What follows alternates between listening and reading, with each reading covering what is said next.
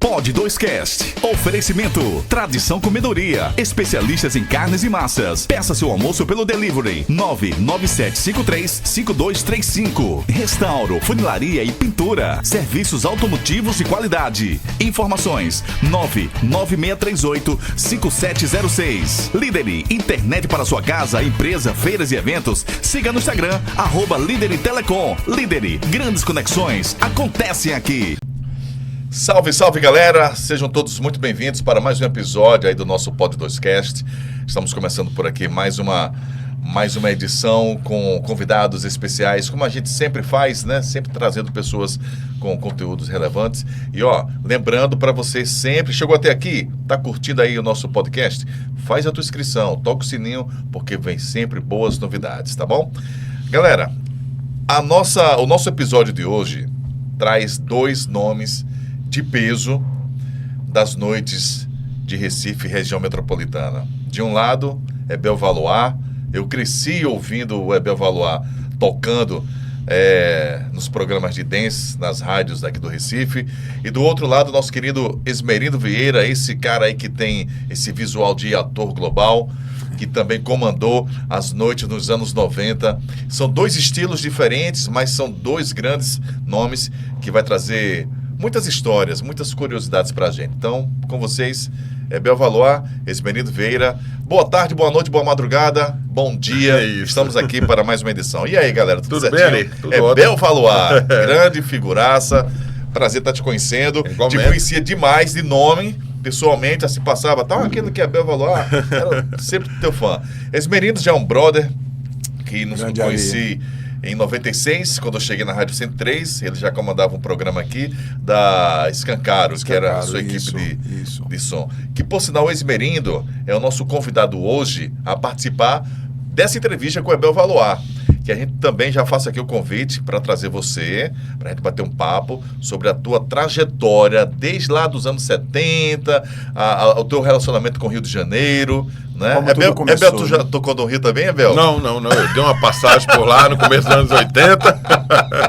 Mas o Esmerindo é um cara que viveu muito tempo no Rio, né? E aí a gente vai conversar também para conhecer um pouco mais sobre isso aqui, Escancaro.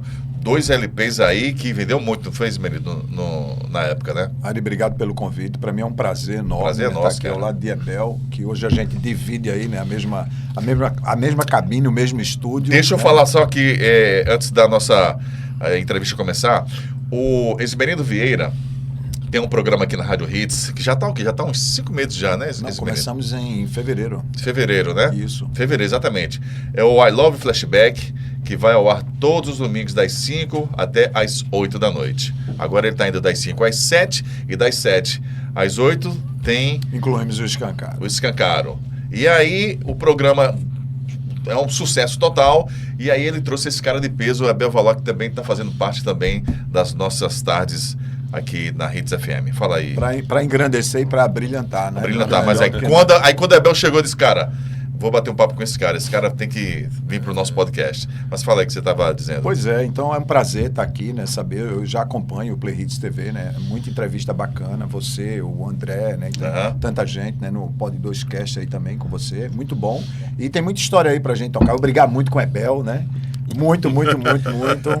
Mas é um cara assim que eu admiro muito também, entendeu? Como DJ, como profissional, que empreendeu, empresário e tal. Empresário, assim como você também teve loja, né? A gente tá aqui para bater papo, tricotar, né? Historinhas perfeito. E tudo mais. Mas a gente se dá super bem, né? Sempre, a vida toda. Sempre, nunca E Hebel é um cara também que eu admiro como profissional, ele sabe disso, né? Eu curto, né? Senão não estaria. A gente não tem mais tempo para fazer graça para ninguém. Não, verdade. Hoje o tempo já passou, né? Agora é curtir e aproveitar o que tá afim de fazer e quem não tá, e quem não curte também não tá perto. Então é isso, é um prazer, Hebel. Hebel, querido, a gente vai lá para os anos 70? Vamos lá. É mais ou menos onde aí tudo começa, né? Na realidade, tu és recifense mesmo? Em Recife, nasci aqui em Recife. Como foi que começou a tua história aí com as picapes? Veja, assim, a parte de toca-disco, de equipamento de som começou no final dos anos 70, mas antes disso, a música já já entrava no gosto, no sentimento, né? Ouvindo muito Então, rádio. Muito rádio naquela época. Eu tô falando aí de 75, 76. Tá. Então, tinha entrada, eu escutava AM. Alguma coisa que rolava na AM. Porque em 76 foi Não quando tinha, surgiu a primeira rádio aqui. foi a Transamérica. Isso. A Transamérica, exato. Certo. Mas antes disso, era 74, 75, não tinha nada. Então a gente escutava AM. Certo. Inclusive, meu pai levava a gente para o colégio, né? Eu tenho umas 3 irmãs também. E na época eram duas ou três, né? A quarta não tinha nascido ainda. Sim. Então, botava as fitinhas do Secos e Molhados no carro. E isso aí eu já ficava, né, fascinado, exatamente, para olhar o toca-fita. Era um Mitsubishi na época, ele tinha um carro. Então, aquelas fitas, o Secos e Molhados, aquele LP antigo, logicamente, na década de 70, que tem a cabeça, cada um com a cabeça em cima de uma mesa. Não sei se você lembra dele. Sim, exatamente. Então, lembra, né? Então, assim, ele achava fantástico. Uma bandeja. Então, uma bandeja, exatamente. Meio Então, Mato Grosso, né? isso, nem Mato Grosso. Então, assim, desde aquela época eu já gostava de música, né? Então, assim, gravadorzinho, pequenininho, para gravar a voz e tudo. E começou. Então, quando entrou a Transamérica, que seria a primeira rádio FM aqui em Recife, aí a coisa mudou de história. Isso, 76. 76, 77. Frequência modulada, né? Frequência modulada. Então, Outro som. você bota o fone de ouvido, aí você vê aquela diferença, né? Eu digo, meu Deus, o que é isso? Então, isso me fascinou. E daí em diante eu comecei só a escutar, né? Logicamente, a Transamérica. Deixei a rádio AM, né? Infelizmente, né? Agora, a AM ela continuava muito com aqueles resenhas esportivas, né? Sim. Mas a música era a qualidade bem melhor na FM, não tem como comparar, né? Então, assim, começou em 78, 79, começaram os programas de dance music chegar aqui em Recife. O primeiro foi o Discotec, em 1978. Então, eu sempre sintonizado, digo, vai começar o programa Discotec. Aí eu lá, botar minha fitinha. Mas esses programas eram locais ou Não, de era São Paulo? de São Paulo. São Paulo ou Certo. Rio de Janeiro. Mas eu creio que mais São Paulo. É o Discotec, o Eloy de Carlos, que era o locutor. Então, assim, eu sempre gostei de música. E quando chegaram esses programas, assim, eu digo, meu Deus do céu, o que é isso? Então, foi quando eu comecei a conhecer o que era mixagem. Eu não sabia o que era isso, eu não entendia como é que o cara fazia aquela passagem de uma música para outra. Você está aqui, se coloque lá na década de 70. Eu tinha 13 para 14 anos. Certo. Então, assim, logicamente um menino já com consciência de tudo, né? E gravando as fitas. Então, começou a partir dali. Aí eu comecei a comprar discos, comecei a gravar muitas fitas dos programas. Certo. E a curiosidade em saber como passava uma música para outra sempre ficou em mim. Então, eu conversando com um amigo meu também, que gostava muito de música no colégio, eu digo, rapaz, eu não sei como é que eles fazem aquela mixagem. Ele disse, é fácil. Eu não faço, mas eu tenho meu primo, ele tem um mixer, é um equipamento em que você bota um tocadisco de um lado, depois ele vai entrando uma música na outra. Eu digo, eu nem conheci esse negócio. Aí eu marquei com ele, fui na casa do primo dele, e tinha um equipamento, um mixer chamado, na época, o Magnavox. Eram 2 canais. Um crossfader para cá e um para lá.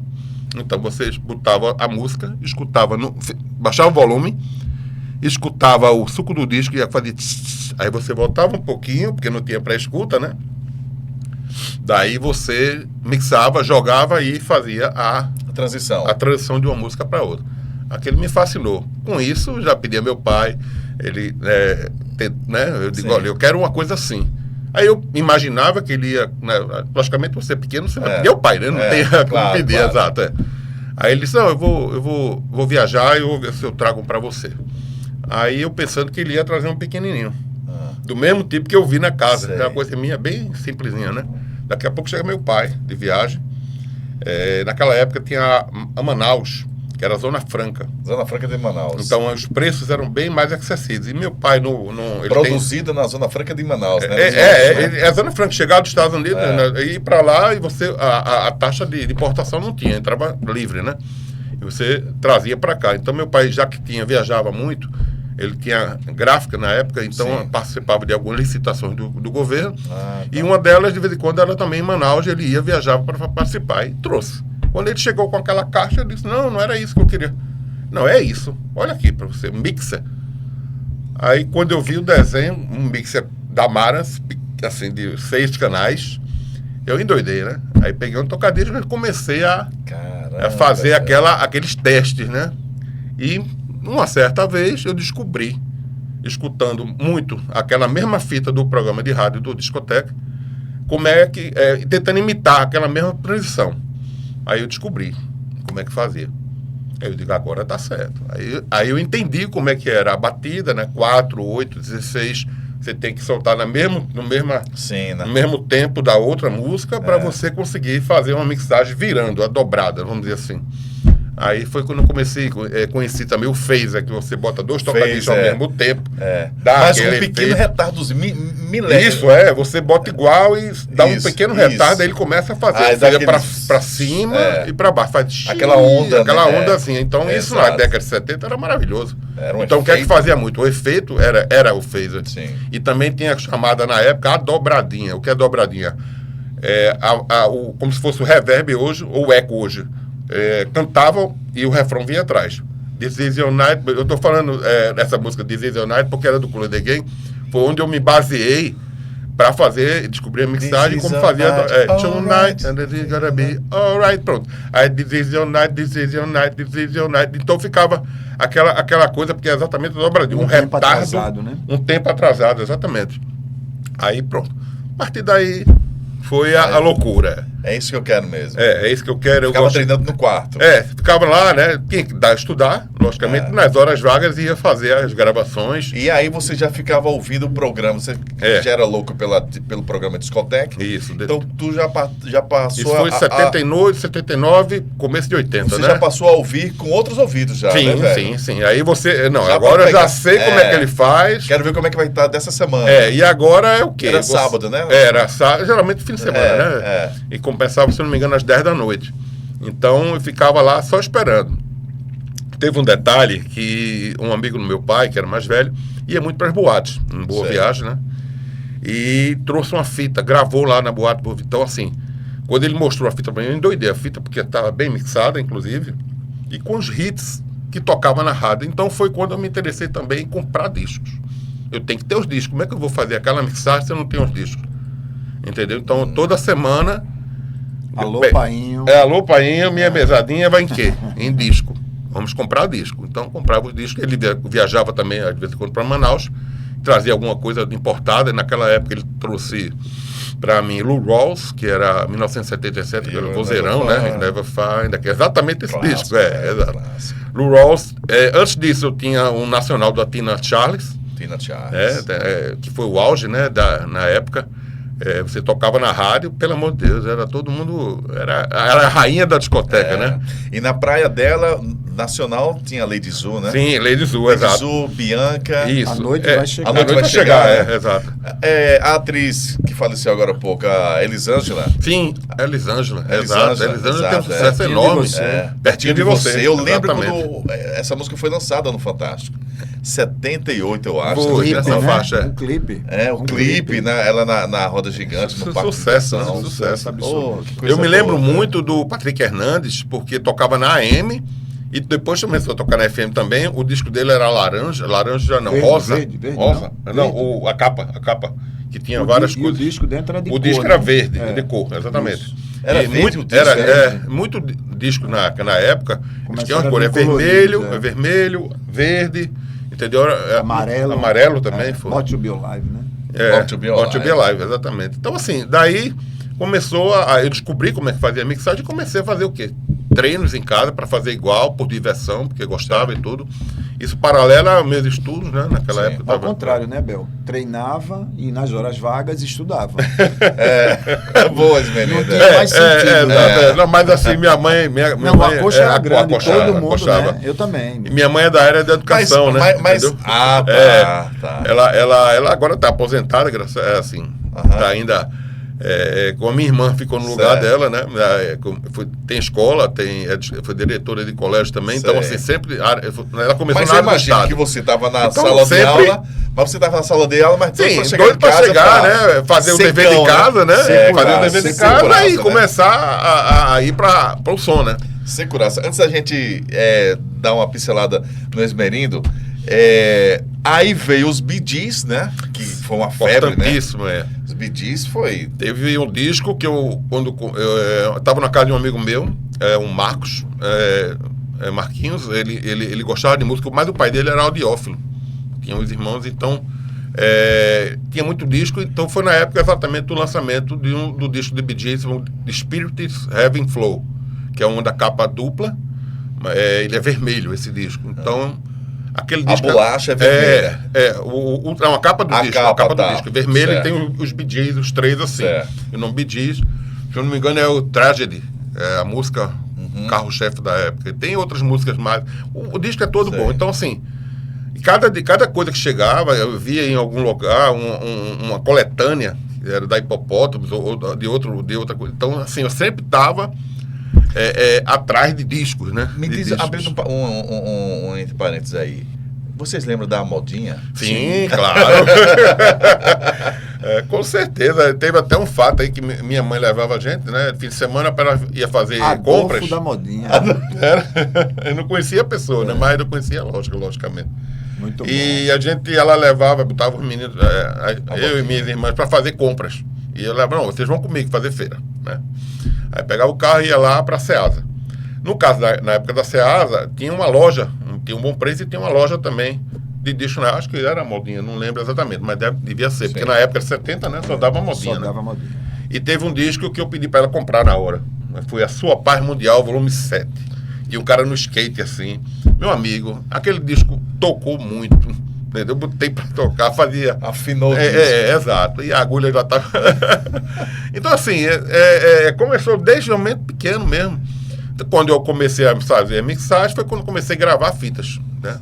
Cara, pra exato. amigos. Você Isso. começou a gravar fitas e... Fiz um adesivozinho, Bel Valuar Gravações. Olha isso em pra aí, 1980. Tu já era empreendedor já, né, velho? Já comercializava, ler assim, algumas eram para TDK, né? TDK, tinha Philips também. Philips. Eu gostava mais da base. A base era mais cara, né? Não, a mais cara era a TDK. TDK, né? TDK. Porque a TDK era mais importada, né? A baixa era nacional. Aí tinha também. 60 e 120 minutos. 90, 60, 90 e 120. 120. Aí as melhores foi quando apareceu a Chrome, né? A Chrome. Aí, a Chrome, exato. A qualidade era excepcional. A baixa Chrome era muito boa, certo? Mas a TDK é o sonho de todo mundo, de todo cara da época, ter a fita TDK. Muitas fitas. E aí você começou a vender esses... eu na realidade, eu gravava para alguns amigos, né? Sim. Free mesmo. E alguém me pedia para gravar, eu cobrava uma taxinha lá, né? Exatamente, para também não ficar um trabalho, né? De graça, né? Tem que totalmente, né? Para comprar disco. Sim. Ô, Abel, e aí como surgiu... E aí... O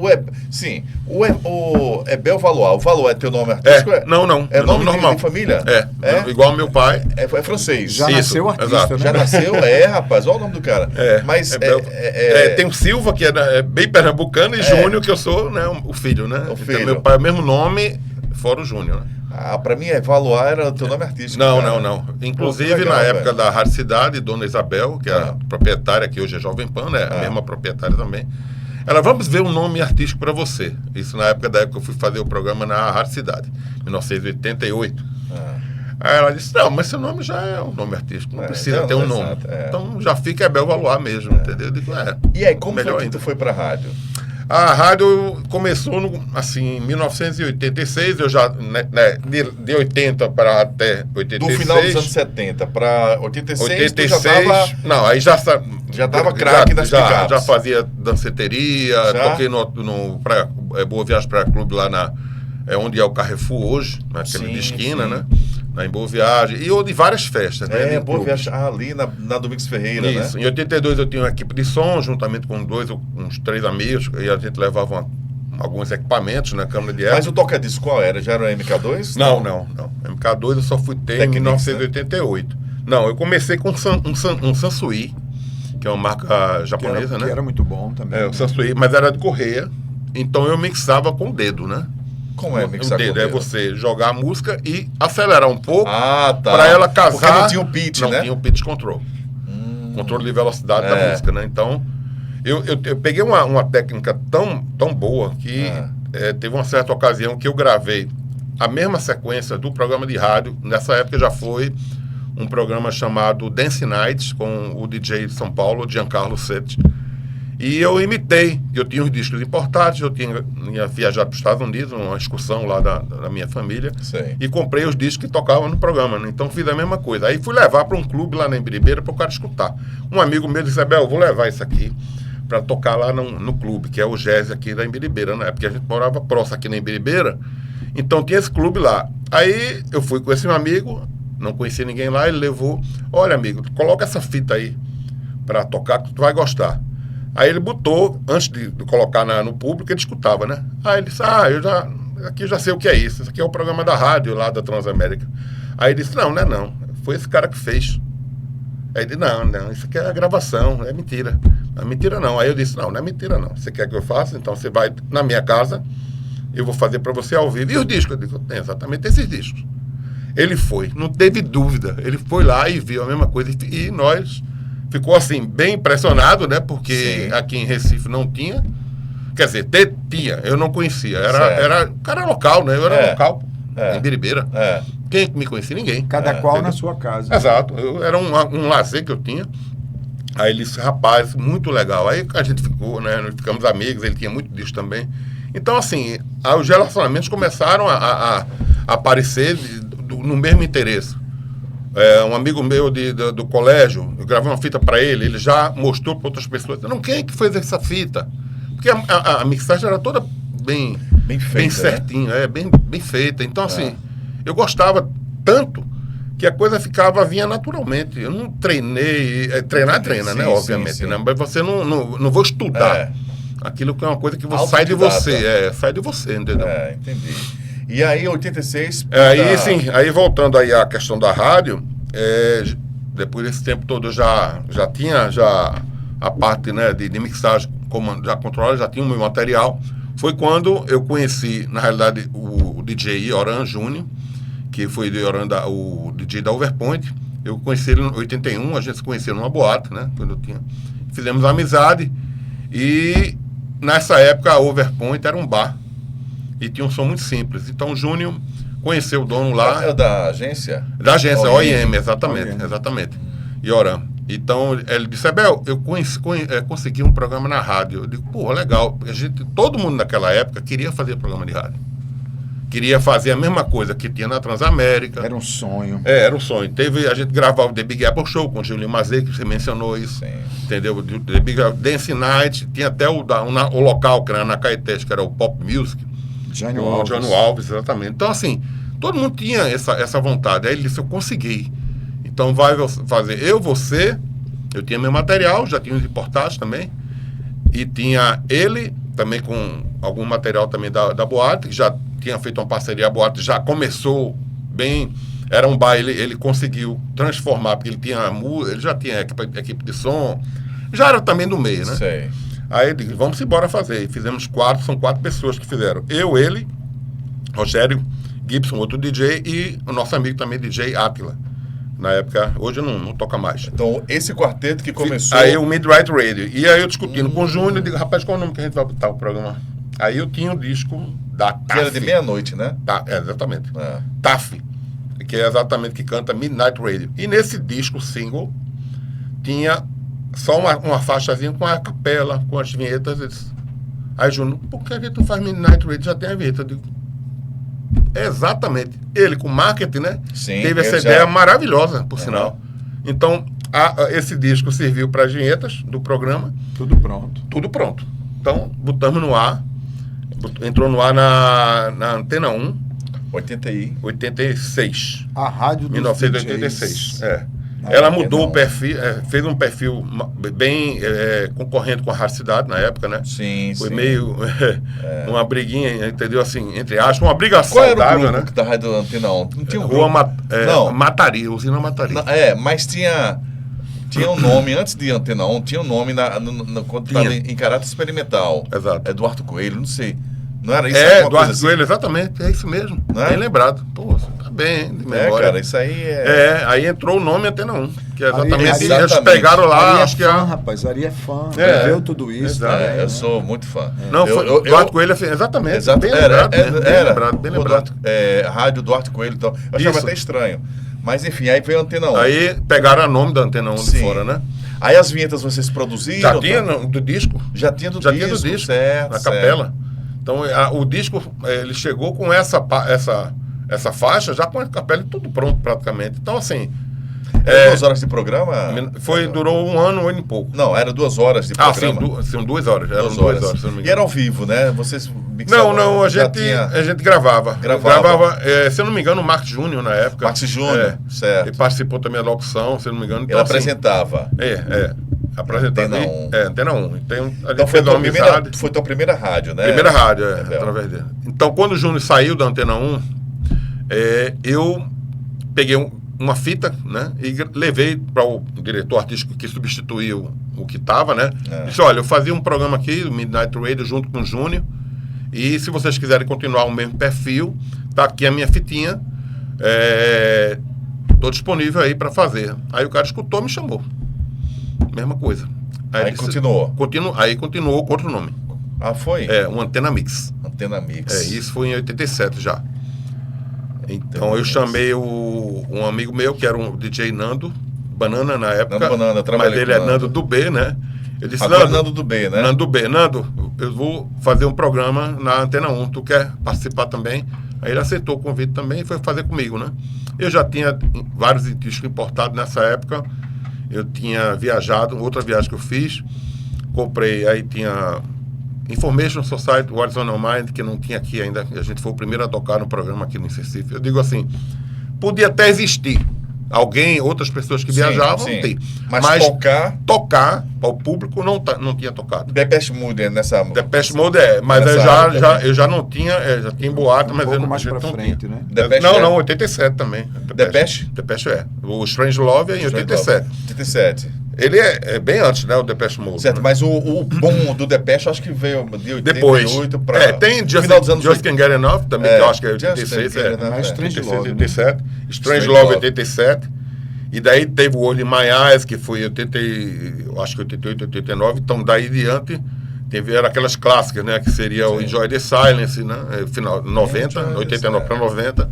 Enjoy the Silence. Então, o Depeche, o Strange Love tocou muito nas boates, todas. Inclusive, ele foi lançado em 87, mas eu estou em 88, 89, Sim. 90, até hoje, né? É hino, né? A gente fala, conversando com o Abel, a gente faz muito essa observação, que é assim, essa questão de quem tocou primeiro, quem tinha primeiro, a gente, na verdade, cada um tinha o mesmo sentimento, né? Agora, como ele está falando, em rádio, eu toquei na rádio, então não me interessa, o cara tinha lá na casa dele, mas ninguém sabia, Ninguém né? sabia. Pois então, quem foi que lançou, quem foi que tocou, porque tinha muito isso, né? As pessoas iam para os eventos, né, Bel, em detrimento ao repertório, então... Cada um que quisesse ter uma música exclusiva, né? Então, quem conseguia... Hoje não virou coisa comum, né? Mas nessa época era uma disputa acirradíssima. Não tinha negócio de me empresta aí o teu vinil. Inclusive, uma vez a gente conversando aqui durante o Arnold Flashback, você e DJ Monstro, salve Monstro. Grande Monstro. Gostei muito de conhecer um grande profissional. Vocês falavam que vocês colocavam alguma coisa em cima do rótulo, né? Pra ninguém saber que música era aquela, né? Eu comprei um pack, né, de rótulo, né? Porque era redondo, não tinha como fazer aquilo, né? Assim, Sim. bem feito, né? E aí pegava o disco, colocava lá 4 pinguinhos de cola para não danificar o disco, né? Assim, na lateral. Colocava qualquer nome. Aí eu tinha umas siglas, né? Que eu tinha anotado o que era. E comprei também capas brancas, importadas, mas brancas, já fabricadas no Brasil. E aí colocava lá também com... Pra ninguém saber. Pra ninguém saber. Isso Porque tudo era escondido. Aí o cara colocava... Aí cheio de capa branca. Aí o pessoal subia no palco, né? Que a gente permitia na época de fazendo as danceterias. Subia lá e... Posso dar uma olhada? Pode? Aí chegava... Como assim, bicho? Como é que tu sabe o que é que tem aqui? Disse, não, eu sei, pô. Mas não, né? Mas não dá pra ver quem é. Não existia... Como é que é o nome pra ver a música? O selo? Não, com S. O leitor? O código de barra, né? Não, o leitor de código. Eu digo hoje, que a gente coloca pra ouvir, rapaz. O Shazam. Não existia o Shazam, né? Claro, então, que é uma das melhores invenções do homem. Isso, aí o cara tá lá ouvindo, aí ficava chateado, né? Chateado. Disse, pô, bicho, a gente quer ver e tal, até pra comprar. Então eu disse, cara, meu disco ele veio assim, não se mexe. Ô, Ismael e Abel, e tinha os CD, os vinis que a gente recebia em rádio, Promo, que era, né? Era produto invendável. Isso, Né? Só para divulgação, Exato, né? Isso começou, eu comecei a pegar esses discos aí, no começo da década de 80. Eu ia muito às gravadoras através de um amigo meu, é o Fábio Quirilos. Ele começou a ser amigo exatamente por causa dessa minha fitinha que eu gravei para um meu amigo lá do colégio. Sei. Ele escutou, quis me conhecer e a gente fez uma amizade, né? Aí eu digo, Fábio, Bel, eu vou pegar uns discos. Eu digo, como assim pegar uns discos? Não, a gente vai na gravadora. Quem trabalha na área, eles fazem a divulgação. Eu digo, eu não sabia disso. Aí ele foi comigo. Ele me levou, no caso. Sei. Aí eu fui pra, se não me engano, a CBS na época, né? Que hoje é PIC, né? Eu não sei. Hoje não tem mais. Não existe mais selo, Mas o selo do disco era da CBS, que era exatamente o selo de Michael Jackson, né? Sim, sim. CBS e ele começou a Motown, né? Mas agora é CBS depois, né? É PIC. Sony, né? Sony Music, exato. Sony Music, né? Então, assim, eu fui lá, conheci alguns divulgadores, em vários, Polygram, Odeon, entendeu? Então, assim, comecei a pegar discos também promocionais. Aliás, alguns divulgadores também migraram para o rádio, como também DJs também, né? Alguns DJs foram divulgadores também, né? Edgar Vilela foi um. Edgar Vilela. Edgar Vilela. Ele foi Ele divulgador. tá lá no céu agora. Né? Aliás, tivemos 2 perdas esse ano, né, Foi, Bel? Serginho Barros. Eu conheci o Serginho Barros em 91, quando comecei em rádio. E o Edgar só de nome. Fizemos até aí a homenagem para os dois no I Love Flashback, né? Os meninos lá. Grande perda, assim. Perda, o Edgar, né? São 2 nomes que o que vocês poderiam dar uma resumida assim, de ter convivido com. Você conviveu com o Serginho? Convivi com o Serginho. Bel conviveu muito mais, tocou com ele. Tocou na mesma casa, não foi? Não, o Serginho foi o cara que me cedeu o tocadisco a primeira vez para eu colocar com o público. E eu fiquei tremendo, parecia mais uma vara verde quando bate o vento, né? O famoso da canja. Digo, não. Aí um amigo meu me viu, me conheceu lá, conhecido, né? Porque gostava de música. Não, você mixa bem, vou te levar para as boates, porque o DJ de boate não faz essa mixagem que você faz. Aí eu digo, não, tranquilo. Aí fiquei, né? Eu não tinha noção de DJ. Foi a tua estreia em tocar para pista? Basicamente foi. Qual foi a boate? Foi na Champagne. Champagne era onde? É ali no Hotel Boa Viagem. E hoje são 2 prédios, né? Sim, então foi demolido, né? Era do lado, da rua lateral. E Serginho era o DJ de lá. Então eu cheguei com esse meu amigo, a gente entrou. Serginho. Aí, então Serginho era o nome aqui em Recife. Era o nome. Ele tocava na Champagne. Chegou a ser um artista conhecido fora, né? Porque como Recife vinha muito turista e tal, e muita gente, Rio e São Paulo, Serginho era conhecido lá fora. Era mesmo. Era um cara que era referência aqui dentro. Esse Serginho, ele tinha um filho musical muito bom. Entendeu? Tocava bem. Artista, o cara artista. Sabia animar a pista. O interessante do DJ não precisa só mixagem. Mixagem é um detalhe. Você vê, eu sabia muito mixar, mas não tinha experiência de pista. Entendi. Entendeu? Então eu sabia mixar. Já vinha com bagagem de rádio já, né? Já tava fazendo rádio. Exato. Não, exato. Aí eu, assim, nessa época, não, isso foi antes, inclusive, da rádio. Isso foi no antes? começo dos anos 80. Caramba. 81. Conheci Serginho em 80, 81. Foi mesmo? Foi. Eu não conhecia nada. Nem da CTG. Edgar também é dessa mesma época? Edgar também. Mesmo. Eles tocaram final da década de 70, né? Tocaram no auge da disco. Caramba. Eles eram mais velhos, né? Eu era um pouco mais novo, não tinha como ir muito na boate, porque eu tinha 15 anos.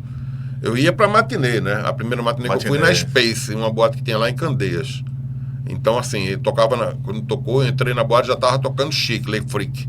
Com aquela estroboscópica, aquele globo, aquela coisa, eu fiquei louco, né? Loucura. Loucura pelo amor de Deus, o que é isso, né? Então, não sei. E aí então, eu conheci... O Serginho foi teu padrinho, em 81, assim, 82, né? 81. Certo. Eu fui lá pra boate, a gente entrou, aí um amigo meu disse, olha, Serginho, deixa esse cara fazer uma mixagem aí. Agora, é tudo doido, né? Doido. Vai, pega aí agora. Aí eu digo, não deu nem tempo pra preparar. Eu digo, pelo menos deu uma música só. Eu digo, uma música tal. Aí ele pegou o disco e me deu. E tremia pra botar. Agulha. Pronto, mas a mixagem saiu certa. Certo. Né? Mas foi o primeiro cara que abriu. Porque você ir para uma boate, você tem que ter conhecimento, né? As pessoas precisam me conhecer, então, a partir do momento que você conhece... Ninguém abria a porta, né? Não, ninguém abria a porta. Não tinha como. Entendeu? A concorrência, todo mundo queria estar num lugar para... E eu era muito novo, né? Eu tinha 15, 16 anos, sei lá. Mais ou menos 81, 15, 81, 16, nessa faixa. E eu achava muito fantástico, né? Aquela cena, aquela coisa. Então, Serginho estava tocando na época, quando eu entrei, até me lembro, até hoje, B52. Foi 81, 82, né? Da faixa. Esse LP do Private Idaho. Então, e a boate tava fervendo, né? Entendeu? Então imagina você pegar aquela boate cheia e você lá. Então, assim, eu fiquei realmente... a gente fica meio com medo, né? Vamos dizer 52 assim. Já vendo era New Wave, New Wave, exato. Foi no começo mesmo, esse disco era de 81, ele tinha um importado, cara, inclusive. Que legal, velho. Aí Serginho a gente fez uma amizade. Pronto, aí daí começou a conhecer os DJs, aí ia pra Reboada, então teve a Champanhe, a Esquina 90, que Serginho trabalhou. Eu ia muito na Grentes, que era do lado de um bar chamado Barril, que antes era a boate Passaporte. Grentes foi outro local que ontem eu também peguei, foi o DJ, acho que não me engano era Duda, na época da Grentes, que ele não está mais também conosco. Duda, acho que foi Duda Navarro, exatamente. Ele foi divulgador, inclusive. Isso, era divulgador da Estileto. Da Estileto, isso. E na época não era, né? Ele era DJ lá. Não, ele faleceu. Eu acho que faleceu, sim. Eu fiquei não sei se é verdade, mas me falaram. Mas espero que não, né? Então tiveram outras boates também, a New York, que foi no Hotel Vila Rica, no térreo, era onde o DJ Atlas tocava, toquei muito lá como convidado, né? Eu levava meus discos, a gente ia lá passar a noite tocando. Na boate também Pigalle, que era no Hotel Miramar, que hoje não tem mais, não existe. Tinha outras boates também, que era a Overpoint, né? Meu amigo JR. Você vê como o Overpoint já era em 86. Cara, recheado, né? Oi? Pois é. Muito. Tinha boate de Olinda também, que eu não conhecia, porque era lá de Olinda, acho que a Ferro Velho me falavam muito. Antes da gente mostrar algumas fotos aqui, da época de Bevola, que você também vai preparar o seu portfólio para trazer para a gente. Sim. Deixa eu só saber de tu, a tua relação com o Serginho e o Edgar, que também tu fala também do Edgar. Isso. Em seguida. Como foi? Tu tinha mais relação com o Edgar ou com o Serginho? Não, o Serginho também, eu conheci nessa época, ia muito, né? Ele, inclusive, foi o rei da Hipo, né? Da Hipopótamo. Sim, a Hipopótamo foi já para... Que é Hipopótamo... 88, 7, né? Se não me engano. Eu acho que é final dos anos 80. Final dos anos 80, exato. A Hipopótamos era, se eu não me engano, era Rio... Serginho... Não, era Rio, Buenos Aires... Era uma rede, né? Isso, era do Ricardo, esqueci. Que era o dono da noite. O dono da noite lá. Era um empresário. Ali fora, empresário. Aí era Rio, Recife, Buenos Aires. E tinha pessoas do Rio de Janeiro que não sabia que tinha aberto a Hipopótamos aqui. E só entrava por convite, não tinha... Só a galera de grana, né? Foi Serginho e Rogério. Serginho e Rogério. DJ, os dois DJs. Aí eu encontro o Serginho, entendeu? E depois teve... Como era o nome daquela boate que era lá no hotel? Então Fator, que era Hipopótamos. Que depois virou restaurante. O Marruá, onde era o Marruá. Isso. Foi a Pigalle. Isso. Essa época. 363, depois da Pigalle, teve a 363 no mesmo local. Mas já é muito novo, né? Aí ia pra lá e fiz muita farra com o Serginho no Marruá. Muita farra. O Serginho Barros. Isso, era mais assim, vamos comer e vamos beber, entendeu? Bater papo. Então eu tive muita amizade com ele, de encontrar com ele, de trocar ideia, de bater papo. Então, assim... Ali curtiu a noite, né? Isso. Não, era uma figura, assim, um cara artista. Eu digo muitas sempre mulheres, que Serginho era artista. Serginho era artista. Porque era louco, entendeu? Ele tinha uma mania que todo mundo ficava pé da vida, que era, ele chegava e ele dizia, se apertar aqui, desliga. Ele já estava apertando. E aí, tirava do ar, né? Passou por isso, Abel? Passei. Foi lá na Pups, a primeira vez que... Acho que foi ele que me convidou. O som. Na boate Pups. Ele já sabia tudo, né? Não, imagina, você chega lá no mixer, aí tá já lá ia mexer, já desligar o som, aí você que se vire lá. Ele apertava o botão, né? Se apertar aqui, desliga, aí dizia, não mexe aí não. Quando ele soltava, desligou. Já estava desligando. Brincadeira. Sim. Mas a brincadeira não, assim... Não, e todo mundo quem ficava tava tocando feio. tava claro, chateado. E aí tu tinha que ligar, esperar, voltar tudo e tal. Então ele era esse cara. E o Edgar também conheço de muitos anos, na época da Lacadouro, né? O Edgar era na mesma vibe do Serginho, assim, Não, Edgar... desculpa, tá atrapalhando. Não, como é? O Edgar era na mesma vibe do Serginho, loucão? Não, o Edgar era mais quieto, mas era muito brincalhão também. Agarrava, dava beijo, imitava viado e tal, aquela bagunça toda, entendeu? Ai, bichão. Mas o Serginho era mais, né? Mais doido ainda. Mais doido ainda. Era doido mesmo, doido de pedra. Desligava som, né? Pra você ter ideia. O cara chegar, imagina, você chegar num... Isso podia ter 5 mil, 100 mil, era a mesma coisa. Ele fazia, ele clicava e dizia... perguntava assim, se apertar aqui, desliga, é? Acontece o que se fizer isso aqui? Já desligou, né? Já foi, né? Tirasse o dedo. E aí Edgar, da época de Lacadouro, aqui em Candeias, Lacadouro. né? Foi muito sucesso. Ele foi o rei da Lacadouro, né? E da Edgar, na época da Lacadouro, eu até comentei na homenagem que nós fizemos para ele lá no I Love Flashback, foi um dos primeiros caras a tocar forró dentro de boate. Foi mesmo? Ninguém tocava. Tocar mixando, tá? Exato. Não, mas assim, o forró em si era pouco tocado. Tocava muito flashback, seria... Não, ninguém tocava, né? Não. A noite começava aí meia-noite, vamos dizer. Sim. Ia até 4, 5 horas da manhã, né? E como é que era? Música lenta até a abertura da casa. Isso começo dos anos 80, tá? Certo. Aí durou até um bom tempo. Depois entrava com as músicas mais atuais dos anos, né? Que estavam na época, 84, tocava o que tinha em 84. Sim. No final de noite tocava o flashback. O flashback da época era disco music, que seria 78, 79, e ficou isso até um bom tempo, até o quase final dos anos 80. Esse mesmo sistema. Começava e o flashback era a música disco. Então, isso foi com o Serginho, foi com todo mundo, né, na época, né? Entendi. Então, eu digo isso porque eu só vivia dentro de boate. Entendi. Todo fim de semana pra mim era sagrado. Aí era cada namorada na época, embora pra boate. Ela sabia. Que nem era prioridade, né? Nem falava nada pra mim, porque já sabia que eu gostava de música mesmo. Então. Ele nem entendeu disso, nem era prioridade. A prioridade era boate. Não é. Agora eu entendi. Pois voltando um pouco pro Edgar, e aí eu tive a oportunidade, né, nessa época aí, já é anos, época da lambada, você lembra que ano era aquilo? 88. Acho 87, que 88. Na explosão do 88, 89. Na explosão do Beto Barbosa. Beto Barbosa, vai ver o Kaoma. Isso, Kaoma. 89, eu acho. Então, e já tinha muita gente que fazia, né? Até a história do Melô do Tipiti, não sei se você lembra. Sim. Né? Que era lá e eu consigo montar uma casa, eu pego uma casa para tocar em Barra de Jangada e Edgar estava sem boate nessa época, estava sem tocar. Conversando lá em casa, eu peguei o carro e comecei a rodar, vou achar um lugar. Porque estava, na época, muitos bares em Barra de Jangada lotados. Eu não sei se você lembra dessa época, mas assim, era febre mesmo, né? Sem nome, Tio Correia e tal. Aquele pessoal muito cheio ali. Disse, pô, tem que arrumar uma casa aqui. Aí arrumei uma casa lá e coloquei Lambateria Close-Up. Peguei um nome lá aleatório, que depois virou outro nome. E aí comecei 3 semanas, não dava ninguém. Aí teve um dia que eu tive uma ideia. Eu disse, eu vou botar uma faixa, vou parar aqui na porta, vou chamar uns amigos meus para ficar dançando. E aí a gente fez lá uma ideia que pegou fogo o negócio. Aí Edgar tocou lá comigo durante um período. E aí era mixar forró, mixar lambada, assim, era uma loucura. A casa virou uma loucura, porque estava estourado mesmo. Aí Sérgio Bocão abre Araras, aí ele vai-se embora. Foi, me largou. Toda vez eu vou brigar com você sobre isso, viu, Edgar? Que Deus o tenha onde você estiver aí, meu irmão. Você mora no meu coração, você sabe disso. Sérgio Bocão, inclusive, foi um dos proprietários da New York, na época. New York. E aí, Edgar vai para lá, e aí eu chamo o Manuel para fazer essa casa, e foi sucesso absoluto durante anos, essa história aí de forró e tal, tocar. Mas a gente também tocava internacional, e tocava 70, 80. Os artistas, Ari, chegava lá com vinil, meu irmão, dá para tocar minha música, porque era uma loucura.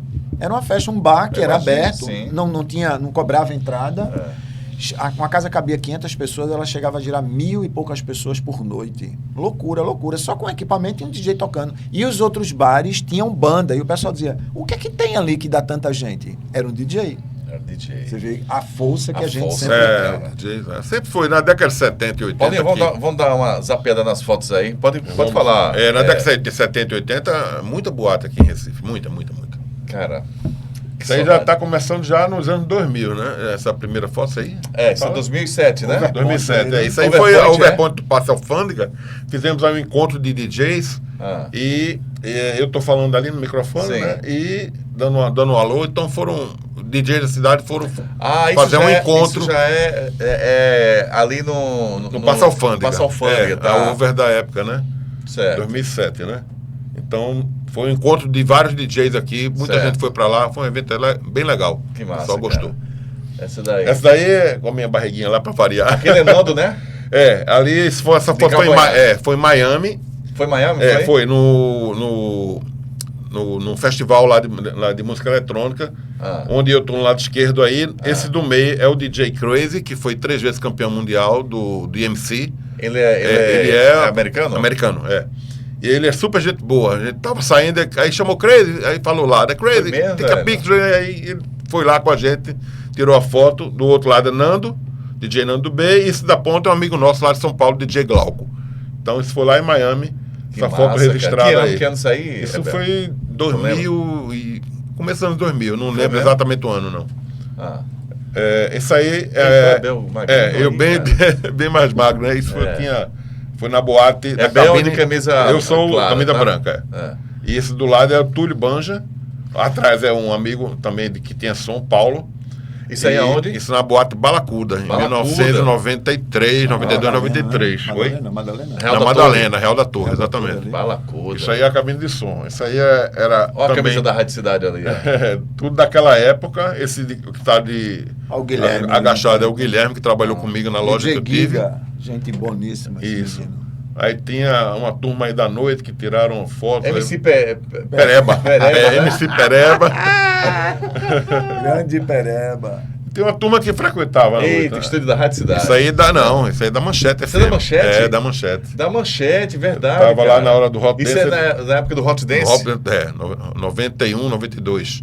Então, era você e Quinho Ventura? Eu e Quinho Ventura, exato. Aí tá bom, Quinho Ventura aí do lado esquerdo aí, né? Bem novinho, eu também no meio. E Quinho era moreno ainda. Não era? Agora tá loiro, agora tá loiro. Branquinho. E esses dois do lado eram ouvintes, né? Isso foi aonde? Isso lá na Manchete também. Na Rádio Manchete. Ó, não passa agora não. Essa camisa do Quinho foi aquela campanha da Miami Sound Machine? Daquele som da Philips? Sim. Não é isso? Eu não lembro. Foi. Bem lembrado disso aí. Foi. Pode passar. Legal. Isso aí. Pronto, aí a foto também na Manchete, só que esse de cá é o Salu. Salu que já se foi também, já se foi, eu do lado dele, camisa marrom. Esse terceiro é o DJ Mostarda, ele na época era fanático, né, seguia a gente, ia lá. Ele, os três da ponta, né, era o Mostarda, o da meia azul, o de camisa branca lá direito é o Túlio Banja, que estava comigo lá na cabine da Balacuda. Sim. E o outro lado é o DJ Wilker. Todos viraram DJ dessa época, eram todos aspirantes a DJ nessa época. E os cartuchos ali, né? E os cartuchos, o vermelhinho lá direito, né? Embaixo, era exatamente onde botava as músicas, os comerciais, entendeu? Isso é o estudo lá da rádio. Aí eu tive um curso, eu fiz um curso de DJ na loja que eu tinha, no começo dos anos 90, loja para disco para DJ, né? Certo. Guilherme, e eu tô do lado direito, do meio era um aluno nosso, e na ponta era o Guilherme que trabalhava comigo lá. Fazia vendas e auxiliava o pessoal, né? Então esses dois tocadiscos aí, um MK2, um mixer da Gemini no meio, exatamente para ensinar o pessoal a fazer a arte de mixar, discotecagem, né? Exato, de mixagem. Isso foi na sala de aula, né? Você viu o quadro lá atrás, né? Essa época foi bom, eu montei uma apostila, tinha aula teórica e prática, né? Então, assim, muita gente ficava chateada porque o cara queria só tocar. Digo, pessoal, vocês têm que entender o que é o som, que é batida. Então, assim, a base. A turma já queria ir pra pista. Já queria tocar. Como é que você vai entender violão, o que é uma música? Não quer teoria, né? O cara quer pegar o instrumento. Quer tocar, quer fazer logo. Eu digo, não, você tem que ter um certo conhecimento. Depois, aí, o conhecimento básico, você vai fazer a técnica da mixagem, né? Pronto, isso aí é um adesivo que eu coloquei, que é da loja que eu tive. O nome na realidade, eu não registrei na época, isso foi em 95. Aí em 96 entrou o pessoal daqui disco com essa loja no shopping. Aí muita gente, eu abri essa loja no shopping. Eu digo, não, meu amigo, não. Queria eu ter aberto. Mas é porque você não tinha registrado. Eu não tinha registrado, eu era muito novo, eu não tinha essa noção. Inclusive, aproveitando essa história de registro, Bel liga para mim depois, diga logo se você vai usar EV, porque eu estou registrando aí uma marca minha, lembra disso? Estamos com 2 EVs, né? Bel Valois e Esmeralda Vieira. Aí eu disse, não vou registrar nada não, Bel, pode ficar tranquilo. Foi EV Import. EV Import, exato. Isso. E essa adesivo, você vê, aí na Conselheira Guiar, foi onde eu comecei a loja. Aí passei 3 meses lá, não deu pra mim, eu digo, vou pra um que dá que não seja tão caro o aluguel. Em Biribeira. Hoje fui bem em Biribeira. Tô até lá hoje. Como é o nome do bar? Cia do Chopp, que é do Cia do Chopp, do Tony. Que era DJ também. Naquela galeria Porticale, onde tem o restaurante, né? Cia do Chopp, que é o Tony. Que Tony era DJ também. Tony era DJ. Moura Empresarial. Isso, ali naquela área. E o Tony, o dono, que é o Tony, era DJ da Pigalle. Da Pigalle. Inclusive, na época, ele me deixou, Bel, eu vou me casar. E tu que vai ficar fazendo à noite. E eu digo, eu? Ele disse, você que vai ficar. Você tá aqui comigo e já sabe fazer, você vai ficar. Então ele me deixou lá para fazer uma noite na Pigalle. E ele conta, ele foi fazer o casamento dele, né? Que legal. Tudo amizade. Então essa aí foi a lembrança. E essa galera? Isso é galera dos bailes da cidade, né? Vamos dizer, danceterias, bailes. E então juntou a turma toda. O Edgar tá ali no meio, ó, aquele de bigodão. Eu tô do lado esquerdo, de camisa branca, sentado. Cara. E aí tem a turma toda que participava do movimento. Anos 90, né? Isso aí? Isso nos anos 90, começo dos anos 90. Porra, que massa, velho. Pronto, essa aí eu fiz questão de botar, porque isso aí é uma parada da loja. Uma compra de discos, né? Isso aí, todo o DJ, a maioria dos DJs aqui do Brasil. Top 50 de Miami. Ia para Miami, ia nessa loja, Caju Records, entendeu? Certo. Que era do Carlos Estrada, e faleceu já em 95, se eu não me engano. Certo. E então, essa é a parada em que todo mundo viajava, pegava logo essa parada, que era tudo que tinha mais atualizado, e comprava os discos, e trazia para o Brasil para tocar nas rádios, nas boates e tudo. Eu fui um deles, logicamente. Essa aí é uma referência para o mundo todo. Aí, tu lembra? Isso aí no começo dos anos 90. 1990. 1990. Então isso é referência para o Brasil todo, tá? Só o Brasil, não. É no mundo, né? Essa Porque quem ia para os Estados Unidos, Miami é uma cidade muito, né? Essa turística, época, né? ele não pode esquecer, né? Porque é uma das épocas mais áureas da vida do Ebel, né? Sim, graças a Deus. Quando ele tinha uma loja de disco. Tinha uma loja de disco e vendi. Tocava muito, lá e aí, né? Playlist 50, vamos viajar e tal, e vamos lá, né? Aí eu tocava nessa época eu saí da Rádio Cidade, eu tinha um programa na Rádio Cidade, Festa da Cidade, comecei em 88. Em 91, o Haldney Santos, que era da... Leva toda a galera da Rádio Cidade para a Rádio Manchete. Para a Rádio Manchete, exatamente. Que a Rádio Manchete... Pode tirar as fotos, Paulinho. Obrigado.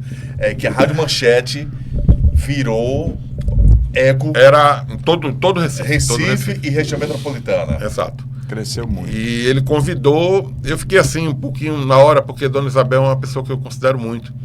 Mas assim, muita gente ia, era uma proposta nova. E ele porque a Rádio Manchete vinha de uma linha bem MPB. MPB, basicamente MPB. E ele vinha com o formato do Rio de Janeiro, né? Bem diferente, para introduzir aqui em Recife. E eu era o DJ da Rádio Cidade, né? Fazia Festa da Cidade. E ele me chamou, aí eu disse, olha, se você não for, eu vou ter que botar outra pessoa. Mas eu vi uma oportunidade para mim, uma coisa bem diferente. Na Manchete. Na Manchete. E eu ia começar a loja de discos minha. Tá. Então eu tinha um espaço que eu tinha. Ele me deu. Você vai ficar responsável por 3 programas. Eu não vi. Eu digo, eu vou fazer, né? A gente vê trocava por propaganda, por mídia na rádio. Sim. O meu trabalho todo. Então era o Hot Dance, era um programa diário, de segunda a sexta, das 6 às 7. Às 6 às 7. 6 às 7. Começou, parece que de tarde. Mas depois à tarde. Você tem uma boa memória, viu? Peru de rádio. Né? Exato. E depois jogou para a noite, né? Pra noite. Teve um programa à noite, que era de boate, músicas para boate, e tinha um programa aos domingos, que era o Funk Quem Puder. Eu comecei a fazer todos 3, mas só que ficou muito pesado. Aí, à noite, eu joguei para outra pessoa, não lembro agora quem foi. O Funk Quem Puder, o Germano, que era o locutor do horário. Ele já estava, o Homem Mal, né, eu conversei com ele, olha, Germano, e aí, dá para fazer? Não, eu tô com Mostarda fez participação lá também. Aí Germano assumiu o programa, eu digo, assumi porque eu sou só com Hot Dance. E para mim já... Era tu e Quinho, né? Era eu e Quinho. Quinho apresentava. E Quinho tinha o local, exato. Então eu tinha que deixar esse programa em primeiro lugar, porque a primeira coisa que eu me disse assim, você não conseguir dar audiência, infelizmente o pessoal vai ter que cortar e botar outra coisa no horário. E eu não podia perder esse horário. Então, porque eu tinha propaganda na minha loja, né? Então, eu tocava a música lá, o pessoal na outra semana ia comprar os discos lá. Então, foi uma época boa para mim, porque todo lançamento o pessoal tinha que ter, não ia, né? E eu já tinha isso na loja. E a Manchete, na época, é uma puta de uma vitrine. Exato, exatamente. Então, além dos bailes que vocês faziam também, isso, né? Aí começou, né? Porque com o programa, eu me dediquei, fiz um programa bem legal juntamente com o Quinho, e esse programa tomou o primeiro lugar. Era um eco na cidade. Bateu até a Rádio Recife, que era considerada... Era o primeiro lugar na época, né? Lugar. Exato. Então, ele passou... durou 4 anos, sempre lá em cima, na audiência. Sim, sim. Consegui, né? Deixar... E também o Quinho chegou um tempo, a gente começando esse programa no começo, né, 91, 92, o pessoal entrar em contato lá com a gente na rádio para fazer apresentações. Para fazer os bailes. Do programa nas festas, dos subúrbios. Nas comunidades, Nas comunidades, exato. Era o América, era o Clube de Esporte, era o Clube Internacional, era o Clube Rodoviário, a maioria dos clubes. Região, onde tinha clube, o pessoal que tinha som chamava. Então a gente cobrava lá o cachê, né? Era isso. Logicamente, tem que ser, né? E fazia a apresentação de uma hora e pouco. Era então, rádio manchete no seu bairro. Exatamente. Eu lembro então o pessoal gostava muito. Então foi uma época, para mim, uma época Melo da Princesa. maravilhosa. Melo da Princesinha. Ô, Ari, ó, nessa época... Aí quando eu cheguei em 96, na Rádio 103, aí eu conheci essa figura, que já fazia o Escancaro. Programa aqui na rádio, né? Que já era 96. Tu na manchete. Não, 96 né? Já tinha a manchete tinha encerrado o formato dela, isso, né? Tinha voltado para músicas nacionais.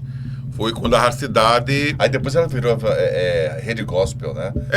Depois, né? Eles tinham acabado essa onda jovem, 90, né? Isso. E ele saiu, aí eu voltei para a cidade. Voltasse para a cidade. Voltei para a cidade junto com o Quinho, fazendo um programa Dense Cidade. À noite. Inclusive. Na cidade também teve o Só Se For Dance. Só Se For Dance era outro programa também, eu acho que era durante acho que na hora de Mas eu acho que era Rio. Era outra coisa, não era comigo, não. Rio sempre era volta pro Rio, né? Aí, tu é do Rio, Ismenino? Tu é carioca? Vamos começar depois você comenta sobre esse negócio do Rio aí. Bel sempre americanizado aí. Mas me diz uma coisa. 96 eu cheguei aqui, tu tava... O Rio continua lindo. Tu tava tocando, já tinha lançado isso aqui. Isso aqui foi depois do rádio? Já é 96. 96. Certo. Que por sinal, tem Bel Valois. Escreveram o nome dele errado. Exato. Eu reclamei na época. Isso é uma homenagem, né? Inclusive, Bel, a gente já falou para isso, que foi volume 1 e volume 2. Inclusive, eu já falei para Bel, na época era montar em cima de tinha as letras. Na realidade, meu pai tinha gráfica, né? Bel sabe muito. E eu sei exatamente o que ele está dizendo. Você botava o papel e botava as montagens das letras em cima para imprimir na chapa hoje é lindo, né? Hoje é digital. Na gráfica. Exato. Era uma máquina de IBM, inclusive, na época, que fazia umas letras especiais. E jogava eu não sei se foi impressão offset ou tipográfica. Tem uma diferença. Offset é chapa de alumínio e tipografia é com aqueles linotipos de chumbo, que o cara vai escrevendo e vai botando. São impressões diferentes. A offset era mais qualidade. Era até no teu nome, não fez, menino? No nome do meu pai, né? É o mesmo nome. Foi exatamente o erro, né? Na hora da confecção da letra. Uma letra só. Tudo, porque a pessoa saía colocando de uma por uma. Imagina o cara montar tudo isso aí manualmente, né? Era muita coisa. Mas só que o bom é porque Valois só tinha ele. Então não tinha como saber que era... Todo mundo já sabia. Ninguém sabia, não era outro. Isso aqui é uma coisa... no Rio aconteceu isso. Esse foi o volume 1? Esse foi o volume 1. Isso no Rio aconteceu, assim, muita gente fez essa homenagem e eu, como fiz aqui em Recife, eu fiz questão de colocar, porque na verdade existia um acirramento muito grande, para não chamar de briga, das equipes de som e tal, né, disputa de clubes e tudo mais. Aí eu disse, não, vou fazer um lance diferente. E aí eu montei aqui agradecimentos aos programas, às equipes, aos DJs. Você fez uma homenagem aos MCs, a todo mundo, às lojas, né? Aqui apareceu, veio Importes quando você tinha mudado. Exato, 96, né? Então já não era mais mesmo. Exatamente. Então muita gente, em especiais, amigos, inclusive Dona June aparece aqui. Aparece aí. Dona Júnior aparece aqui, ó. A proprietária da rádio. Aos programas. Cadê, meu Deus? Não posso. Parará, especiais. Tá aqui, ó, em especiais. Fernando Veloso, que era... divulgador? Jornal do Comércio, não. Ah, tá. E aí ela aparece aqui, ó, Dona Júnior, Dona Isa, Samia Boana, Jornal do Comércio, né? Sim. Que era o Jornal do Meio Dia, Marco Polo, Valdir Coutinho, Hildo Portela, Zé Múcio, Pinga Promoções. Pinga. Isso, porque a gente vivia e convivia com todas essas pessoas, né? Eu sempre falo, Ari, assim, que muita gente entrou nesse meio, diferente de Abel, que é um cara que ele tem uma... Vê que ele tem uma história bacana, mas muita gente caiu de paraquedas. Sim, como em todas as áreas. Fazia as coisas, mas não respeitava, nem sabia de onde vinha. Por exemplo, os divulgadores, eles eram extremamente importantes para isso, porque Ebel teve a oportunidade de comprar importado. E quem não teve e dependia do nacional, tinha que ir na modinha comprar. Certo? Não tinha essa oportunidade. Só que qual era a diferença? As gravadoras, elas, depois de um tempo, perceberam que isso dava retorno. Existiam os singles e os remixes das músicas, tanto internacionais como nacionais. Quem tinha a oportunidade de ter o importado, usava, e quem não tinha, foi muito beneficiado com isso. Aí quem é que recebia? As rádios, as equipes de som e os DJs. Alguns que tinham essa oportunidade. Ebel entrou depois. Eu já pegava em todas. Inclusive, Eveline, né? Eveline, que foi divulgadora. Isso, que ela hoje faz parte aí da comercial da Hits. Ela era continental. E eu fui muito lá e saía de lá com sacola de ela, Gabriel e tal, Fernando. Muita gente, entendeu? Então, essa galera nem sabia disso. Caía de paraquedas e começava a fazer. Então, você vê uma homenagem dessa, como ela é abrangente. Perfeito. Né? Esmerindo e Ebel Valois, você falou uma coisa aí, muita gente caiu de paraquedas. Bom, sem saudosismo, como vocês veem hoje a figura do DJ? Todo mundo é DJ hoje, né? Sim. De pendrive. Tem muitos que são de pendrive. Porque dizem que é DJ de pendrive, porque tem um lugarzinho para botar a música, né? E tem os equipamentos. Mas eu sou muito resistente a muitas coisas, entendeu? Eu gosto aqui do raiz, então eu considero muito vocês nessa vibe aí do DJ raiz. Hoje, todo bonitinho, fazendo selfie, bota o seu setup lá e pronto, já é DJ. Agora, hoje é uma realidade, é outra realidade em questão de grana. Né? Assim, sim. Antigamente... valor mesmo falando, não, sim, né? sim. O DJ hoje é uma estrela. Ganha muito, não, ganha é uma muito, estrela, realmente. Né? Ganha muito, né, Esmerindo? Alguns, né? Alguns. Sim, não, logicamente mas... quem tá... tem tudo em toda a área, né? Você tem então, você tem uma boa influência. Muita né? galera aí, muita influência, sou DJ e tal. Mas aí, às vezes, o cara não é DJ, mas bota uma musiquinha, mas ele tem muitos seguidores aí. Então, assim, Ari, isso é um mercado, né, infelizmente, assim. Infelizmente, né? Porque essa área de DJ, ela explodiu. Todo mundo tem oportunidade, de pegar música, hoje em dia, que antigamente era uma coisa difícil, que era bom, um ponto positivo para quem era realmente da área. Hoje não, hoje está bem aberto. Então, o trabalho de cada um que vai representar. Tá certo? Eu vejo dessa forma. Sempre foi e sempre será. Se você faz um bom trabalho, você é reconhecido. Certo? Ebel, mas tem coisas que às vezes não é. Não, até concordo. Até influência em que você tem uma amizade ou aquele QI, né? Quem indica, entendeu? Isso faz parte do jogo. Então, você tem que também entrar nesse jogo, senão você vai ficar fora. Tá certo? Infelizmente é isso. A gente não pode dizer, é ruim. Isso é realidade no mundo. Sempre foi assim, Ari, sempre será. Como é que eu vejo? Em formatos diferentes. Antigamente era analógico, hoje é digital. Hoje você tem a controladora. Essa técnica que eu falei naquela época, de eu escutar a rádio para tentar adivinhar como vai fazer aquela mixagem, hoje você pega o botão do sync, aqui, pum, ajeita a música, a mixagem ela fica perfeita. Facilita, não é assim uma... Então você saiu de um carro manual para um automático. Exatamente. Essa comparação. Mas se o piloto for ruim, continua pilotando ruim, né? Aí você tem o repertório musical. Uma série de coisas. Entendeu? Não adianta mas você fazer falando, essa questão do que ele falou aí, o próprio equipamento, ele sincroniza. Porque as músicas... Porque isso aí era vocês que faziam. Isso, era na mão, né? Era na mão. Você vê que aquela batida, a música que tá lá tocando, ela tem aquela batida marcada. Tum, tum, tum. Então, o tum, tum, tum dessa música... Então, é esse daí que eu dou valor, Esmerindo. Eu dou valor a esse daí, cara. Sim, o analógico, né? Vamos lá, dando minha opinião. Eu dou valor a esse daí, bicho. Hoje... Dando minha opinião. Não, hoje você, para muita gente nova, ele não vai conseguir só se treinar. Logicamente tem várias pessoas que é bom que faz conseguem, ao vivo, né? faz aí sem um sync. Sem um sync aí. Aí eu quero ver. Aí tem um como é que eu vejo hoje esse artista, tá? Assim, para mim, eu também que sou da área de marketing e tal, hoje sou diretor comercial de uma agência você é um pouco suspeito que você é da área digital. A Esmerindo tem uma agência de redes sociais, né, de marketing e tal, então você é um pouco suspeito, gosta muito do IA, mas fala aí. Não sou suspeito. Como é que eu vejo? Falando do artista, por exemplo. É um cara que veio do analógico também, mas é um cara que está atualizado. Eu comecei fazendo festinha de garagens e tal, diferente de Ebel, que ele primeiro aprendeu a técnica e depois ele foi aprender o que era um evento, o que era uma festa, eu sou o contrário. Sim. Eu começo, só voltando um pouquinho nisso, Sim. eu começo sendo o cara que ia para a festa de fulano, que era um assustado, que era uma festinha de garagem, para botar a música. E aí eu já aprendi qual era a música que dava melhor resultado. Sim. Quer dizer, quando eu fui aprender a técnica, eu já sabia o que era uma pista. Certo. Então, veja como é engraçado isso. Fica diferente. É exatamente o inverso. Eu sabia a técnica. Então, eu já sabia. Quer dizer, aí, inclusive, algumas pessoas, em alguns momentos, que me viram discotecando, me criticaram porque não sabiam o que é que eu estava fazendo.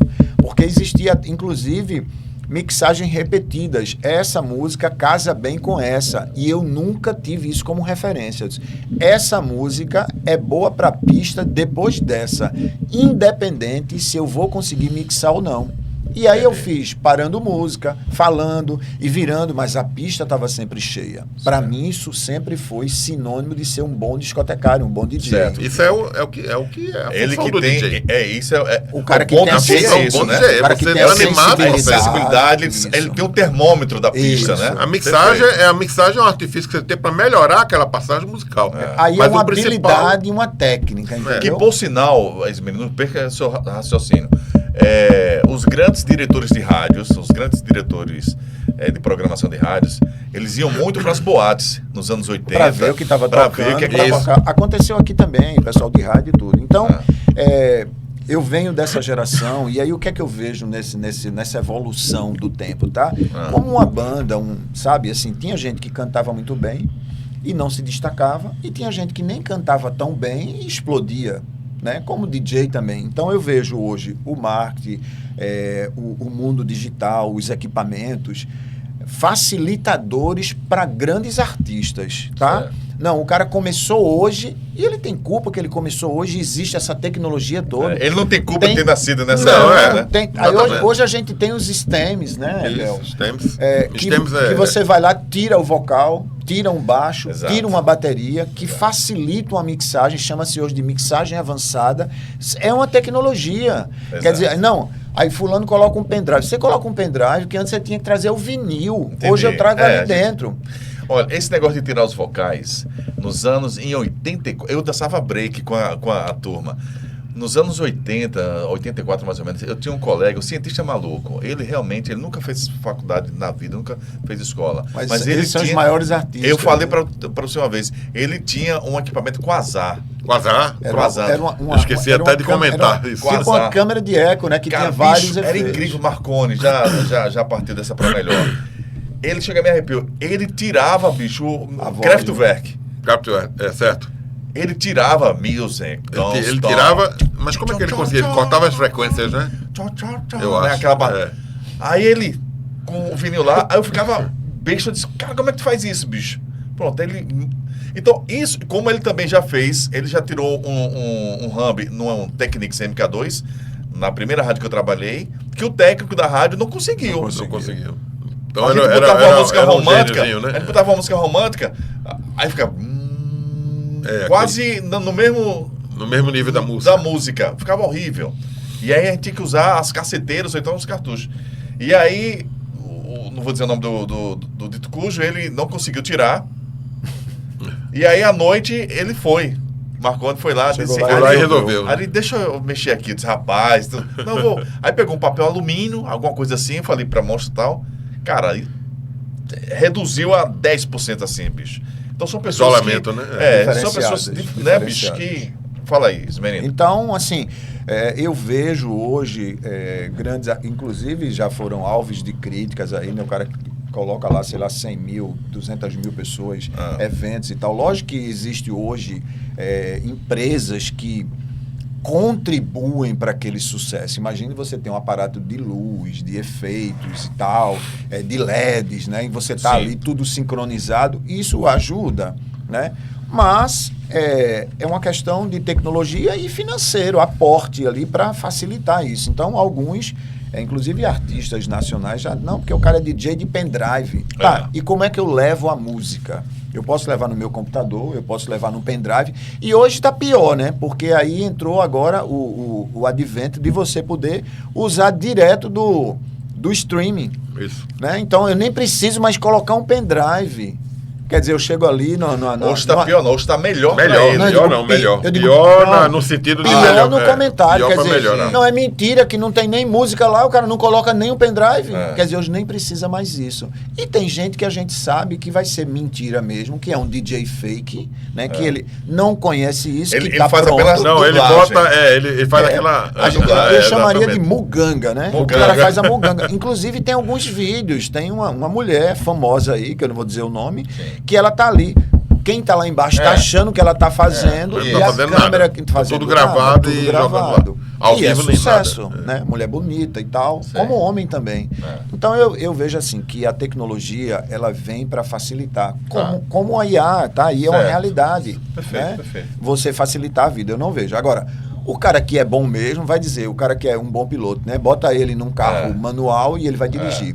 Pega lá 2 MK2 hoje e diz assim, você sabe tocar, sei, me deu vinil, você vai lá e toca. Ah, mas eu errei aqui uma besteirinha. O cara tá enferrujado, mas ele tem a mesma essência porque ele aprendeu lá atrás. Perfeito. Não tem eu acho que cada aprendeu a andar de bicicleta, na não vai esquecer. cada um na sua época, né? Eu sou da época do vinil e também agora da tecnologia. Eu sempre pensei dessa forma, vamos sempre evoluir. Se eu tinha um tocadisco que era de correia antes, que eu não tinha controle de pitch, eu já estava querendo um direct drive com controle de velocidade. Isso. Aí eu tinha aquele com controle de velocidade, aí já fiquei sabendo que tinha um MK2, que é o profissional para DJ. Eu tenho que ter um negócio desse, vamos trabalhar para isso. Eu comentei que ele não foi fabricado com esse fim, né? Ele foi fabricado para ser usado em navio. Para não dar... Por conta do balanço. Essa eu não sabia. Ele era pesado e tal, é por isso. Não foi então, o MK2. Eu sempre fui atrás da tecnologia, entendeu? Então, nos Scratch, o MK2 é o melhor que tem, né? Sim. Foi exatamente um dos motivos também que nessa época eu aprendi a fazer Scratch e introduzi aqui em Recife, no final dos anos 80, que eu participei até de campeonato aqui do Brasil, do DMC, como DJ, fui representar Nordeste. E fui um ano, aí não sabia como é que era, não fui classificado e no outro ano eu fui. Pronto, vamos lá. Grosseiramente falando, a turma... Pra mim, Messi é melhor do que Ronaldinho Gaúcho. Na minha opinião, Ronaldinho Gaúcho é muito mais craque. Porque craque pra mim, tudo bem, em números de vitórias, tá. Mas craque pra mim é aquele jogador espetáculo. Aquele jogador que sabe... Ele faz e mais com plus, entendeu? Né? Vamos lá para o Scratch, né? O Scratch e tal. Eu curto, eu venho muito... Eu era ouvinte de Kurtis Blow, pô. Eu tinha CDs dele, entendeu? Eu gosto muito disso. E essa questão de muganga, eu fiz muito muganga. Eu impressionava as menininhas, porra, lá em casa. Porra, como é que tu faz isso? Porra nenhuma, cara. Eu tava fazendo dublagem só fazendo a dublagem, imitando, né? Eu fiz muito isso, então por isso que eu sou meio pé da vida com essa galera, como você fala. Aí o que acontece? Essa galera de hoje não faz Scratch, velho. Não, tem muita gente que faz. Não, mas depende da galera que você tá falando, né? Muitos aí que estão famosinhos aí. Não faz nada, velho. Não sabe nem o que é isso. Agora, Ari, também, veja, isso vai muito de gosto. Por exemplo, eu nunca fui fã. Sim, certo? Isso é mais Ebel fazia direito, tá? Não é missa de cor presente, mas Ebel usava. E ele fez muito no Hot Dance. Olha só, tem o momento certo, perfeito, a dosagem certa, perfeito, o volume certo para ser feito, para dizer ficou bacana.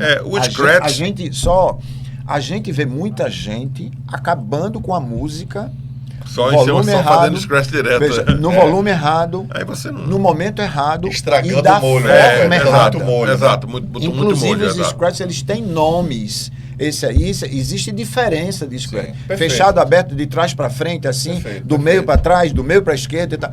Que a galera nem sabe o que é. Chega ali, abre um canal e passa por cima. Isso eu odiava. Entendeu? Assim, pra mim, acabava com a música. Agora, logicamente, que bem feito. Bem feita. Mas qual é a ideia, a gente tira o chapéu. Qual é a ideia do Scratch? O Scratch é um abrilhantamento ali. Exato. Um brilho. Vamos lá. Tem uma frasezinha em que você vai fazer uma resposta ou alguma coisa para que aquela música ela fique diferenciada um pouco. Isso. Mas se você, né? Vocal, né? Se você exagera nessa dose, você acaba irritando quem está escutando música. Claro. E estragando a música. Então, você mostra a sua habilidade dentro daquele espaço, mas sem ultrapassar um limite. Porque aí você começa a agredir assim, o ouvinte, né? O público. Então, perfeito. Isso eu comecei, foi no final dos anos 80 aqui em Recife, foi exatamente Porque o Scratch já tinha um tempinho já e eu não entendia o que era aquilo. Eu só fui entender quando, logicamente, aquela mesma pesquisa de música que eu fiz nos anos 70, eu comecei a tentar entender como é que era o Scratch. E fui entender depois no final dos anos, do meio dos anos até o final, né, de 80 para. Então, assim, aquilo é um artifício que você usa para deixar a coisa mais legal. Dá um brilho. Eu sou muito fã do KLJ. Sim. Cara, pra mim, sabe, bicho?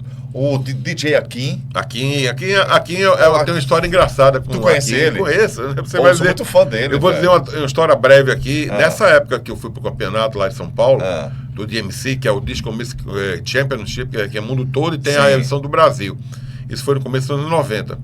Eu cheguei lá em São Paulo, na segunda vez que eu fui participar, o Iraí Campos.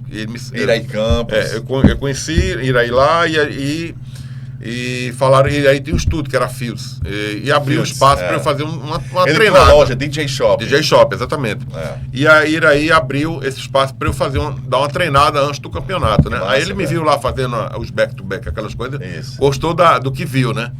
Quando eu entro no estúdio... Eu acho que essa galera pensava que no Nordeste não tinha, exato, que nem tinha. Tanto que eu fui classificado como os 10 melhores do Brasil na época, né? Não ganhei, infelizmente, porque eu fiz uma mudança de roteiro na final. Aí a agulha começou a pular, aí infelizmente não consegui, mas aí ia ser o terceiro lugar. Ia. Não desmerecendo a pessoa que foi, que o cara também foi legal, que é o Adriano lá do Rio. Mas isso aí não é dito por mim, é dito pelas pessoas que estavam lá na hora, né? Certo. Então, a Iraí abriu esse espaço. Quando eu entro no estúdio de Iraí, no Fields, tava um office boy lá. E ele me atendeu, me levou para a mesa. Então, acabou o curso de Iraí, os alunos saíram, ficou o jovem lá, esse office boy. Aí disse, rapaz, meu sonho era pegar nesses tocadiscos. Eu disse, seu sonho vai realizar agora. Vamos embora, vem aqui. Não, você vai deixar mesmo eu tocar no tocadisco? Falou, sim.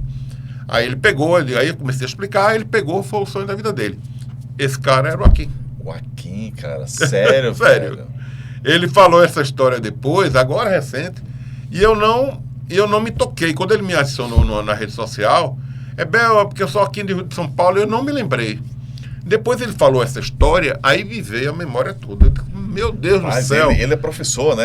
Akin hoje tá bem legal. Olha só, né? Exato. Aí ele tem uma curadoria muito massa. Isso, ele tem Dr. Sample, by DJ Akin. Exato. Ele entrou, ele era boy de Iraí, né? Na época. Massa, velho. E ele entrou de cabeça na parte de musical, como DJ, com produção e tudo. E essa história veio agora, depois esse tempo todo, mais de 30 anos, e eu fiquei sabendo quando ele começou a falar num podcast, me falaram que ele tinha falado isso, aí eu fui assistir o podcast e vi. Massa, cara. Aí eu mandei uma mensagem para ele, Akin, me desculpa que eu não ter reconhecido. Minha memória ter falhado. Na época que você mencionou, e agora eu tô lembrado exatamente essa situação da época, entendeu? Então foi uma coisa muito legal. Então, assim, eu acho importante que você, depois que você começa a aprender e ter uma noção, você sempre dá oportunidade para quem está vindo, tentar passar os conhecimentos. Então, isso. Porque isso é perpetuar aquilo que você está fazendo, isso, né?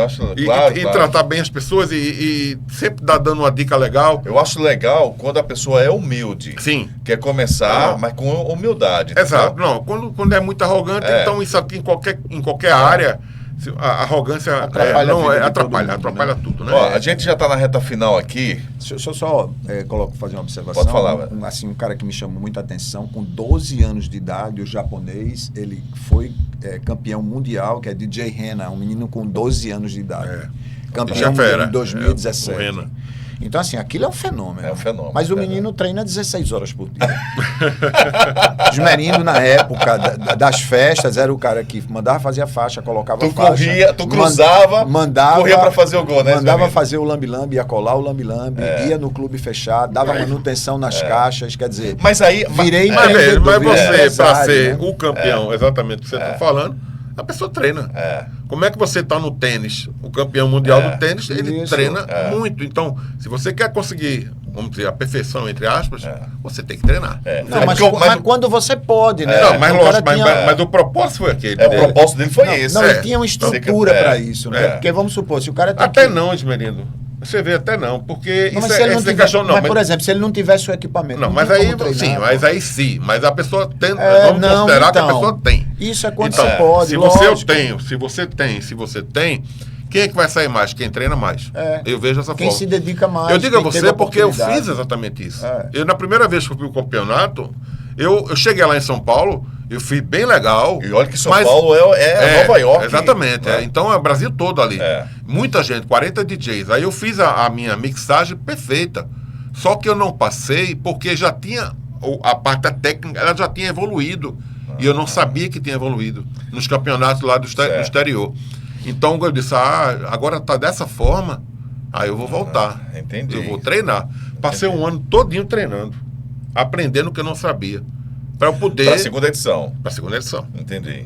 Que ia ter todo ano tinha. Entendi. Então eu fui classificado porque eu treinei. Não foi porque... DJ Ebel Valois. Hoje... Não, isso aí você tem que fazer, Hoje né? estamos juntos fazendo aí o I Love Flashback. Vocês aqui, tu tem algum cara assim, de fora que foi teu ídolo, vamos dizer assim, na parte de discotecar, que você se inspirou nele ou não? Não. E a mesma pergunta para você também. Não, eu não Bel. tive. Eu não tive. Veja bem. Tem uma referência? Não. Como se eu fosse começar, eu ia me inspirar num Abel, num DJ aqui, num KLJ. Não é arrogância, tá, Ari? Assim, porque eu gostaria muito de ter tido, mas não foi. Mas você não assim, teve nem tempo para... Não, eu acho que eu nasci com a veia musical, já era assim, eu batucava nos lugares, em porta, chegava no lugar e começava aí chamava meu irmão, vamos ver quem é que batuca igual essa música. Negócio de maluco. Entendi. Como é isso? Então eu não tinha...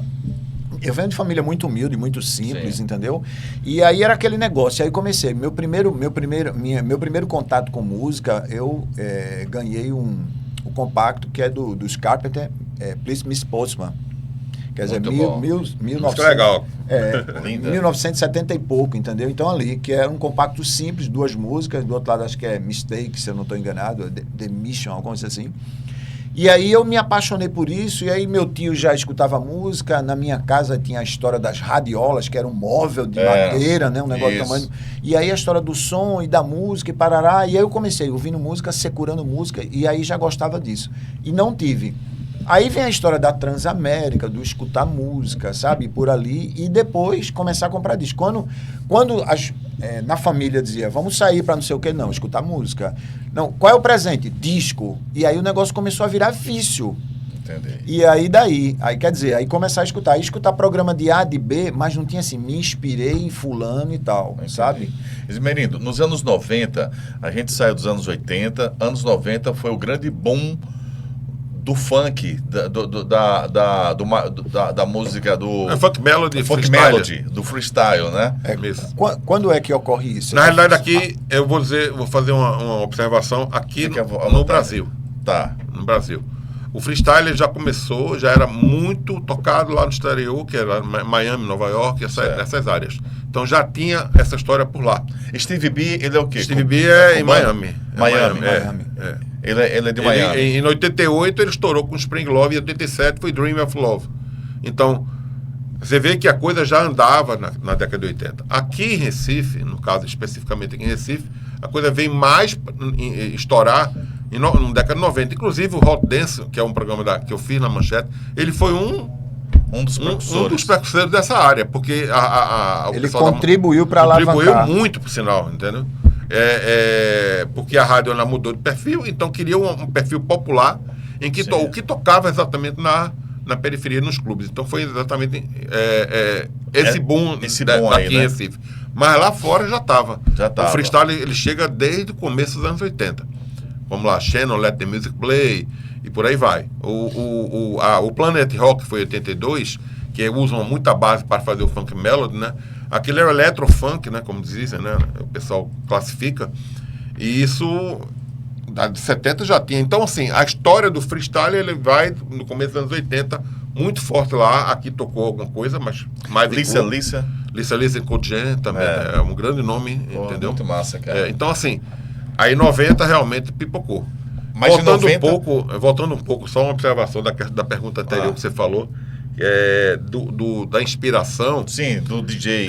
Algum nome? Eu não tenho nome, mas eu tenho o programa.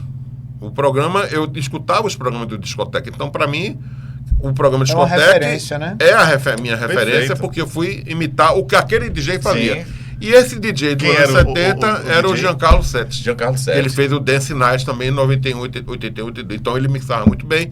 E eu copiei a mixagem dele. Ele é um cara conhecido, tive a oportunidade de conhecê-lo numa viagem que eu fiz também. Ele estava na mesma loja dessa Caju Records que passou. Sim. E por um acaso a gente bateu num papo brasileiro, sim, não, mas prazer, é Bel, prazer, Giancarlo. Ah, você é Giancarlo? Aí começou aquela conversa, né? Então só foi a única vez que eu conversei com ele. E ele fazia exatamente o que eu fiz depois. Pegava as músicas no exterior, fazia o programa aqui no Brasil e tocava nas rádios e nas boates. Ele foi DJ do Gallery. Então, assim, para mim é uma referência boa, não como técnica, mas sim como musical. Entendi. Técnica também, que era um dos bons DJs. Ele tinha um diferencial para que o outro cara que tocava no programa era diferente. E a gente via as mixagens melhores. Então, entendi. Eu vou dizer que eu copiei a mixagem dele, entre aspas. Entendi. Porque ele tocava na rádio, então você escutava na rádio aquilo, e eu fui pegar aquela parte, né? Então, entendi. Isso é a minha referência, seria essa. Entendi. Entendeu? Perfeito. Então, continuando a pergunta da explosão, né? Do freestyle. Do freestyle. Aí tu começou... Aí a 103 foi tua primeira rádio, né, Esmenido? Rádio comercial, de programa, sim. De programa, assim, certo. Já vinha na você depois foi para de Top, festas e tal. Aí eu fiz 103 durante o período. Depois fiz... Então você, quando começou em 96, então a Manchete já estava... Não, já tinha saído. Já tinha finalizado. Estava indo para a Rádio Cidade. Eu acho que eu sou mais velho que você. Não sei, não. Ele é mais velho. Não, mas são momentos, são momentos, né? De coisa, não é nem questão de idade, né, menino? São momentos da vida. Exato. Onde estava. Aí, então, quando eu fiz a rádio aqui, realmente já... Mas estava ainda, estourado ainda, todo mundo com baile ainda em Recife. E aí depois eu vou para Caetés. Eu fiz TV Guararapes com Pedro Paulo na época. Pedro Paulo me chama porque aí já estava estourada a história do funk nacional, né? Que Bel não gosta porque ele não vendia, né? Ele vendia não, na realidade, eu gosto. Olha, Bel vendia o internacional. Não, eu vendia exatamente os discos internacionais. Essa história do nacional e do internacional, como é que ela começa? Tu vivia muito no Rio, né? Então, como é que ela começa? Assim, você vivia muito no Rio e o Ebel em Miami. Em Miami, isso. Não, e ele defende a bandeira dele e ele está certíssimo, porque ele ganhou dinheiro com isso. Claro, ele não ganhou dinheiro com os outros. O que é que acontece no Rio, tá? Que aqui vai acontecer muito depois. O pessoal fazia a mesma coisa, ia lá, comprava e tocava. Então todo mundo tocava música internacional. Ganhava o que com isso? Ganhava bilheteria e tal. Quem era dono de um DJ tinha que gastar muito para ele ser DJ, ele tinha que ter um repertório muito grande. E a galera pagava muito pouco, né, Bel? Muito pouco. Sim, o meu cachê não era tão... Não, mas, era bom, era legal. Não, mas você já estava como artista. Sim, exato. Por mas exemplo, tá falando sobre o quê? DJ comum... o DJ comum, ele tinha que ter uma... Eu trocava até de graça. O dono de equipe, né? Olha, quantas vezes eu toquei de graça? Ele tinha que ter um aparato de disco. Ele tinha que ter um aparato de discos, que era muito caro, né? Um disco custava 13, 14 dólares. Né? Eu, no Rio, conseguia comprar por 5, 6, quase preço de custo, né, Bel? Mais ou menos isso. Então... veio muita coisa de fora também, que eu peguei de fora direto, assim, com amizades e tal. Aí o que é que aconteceu? A galera disse, rapaz, a gente precisa parar de dar dinheiro para esses caras. E aí começa os MCs a cantar, fazer a música nacional. E aí começou a diminuir isso. Agora era tudo em cima do internacional. Sampler e tal, muita coisa. Aí começou a aparecer os nomes, né? Aí o primeiro nome que estoura no Brasil chama-se Cidinho e Doca com Rap da Felicidade. Eu só quero ser feliz. Aí isso, fantástico.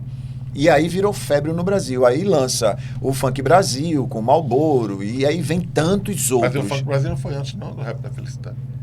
Foi. É tudo na mesma sequência ali, tá? Porque na realidade quem começou foi o Marlboro, né? Não, na realidade quem começou foi São Paulo. Existe essa... Não, mas veja bem. No Rio de Janeiro... Primeiro, Cidinho Cambalhota é o cara que está na Poligram. Cidinho Cambalhota é o cara que está na Poligram. Entenda. Calma, deixa eu falar. Cidinho Cambalhota é o cara que está na Poligram, que era o cara que já fazia tudo, que é o cara que canta o Rap da Aranha, que sai no disco do Marlboro. Ele morre. Aí chama Marlboro para ir para Poligram.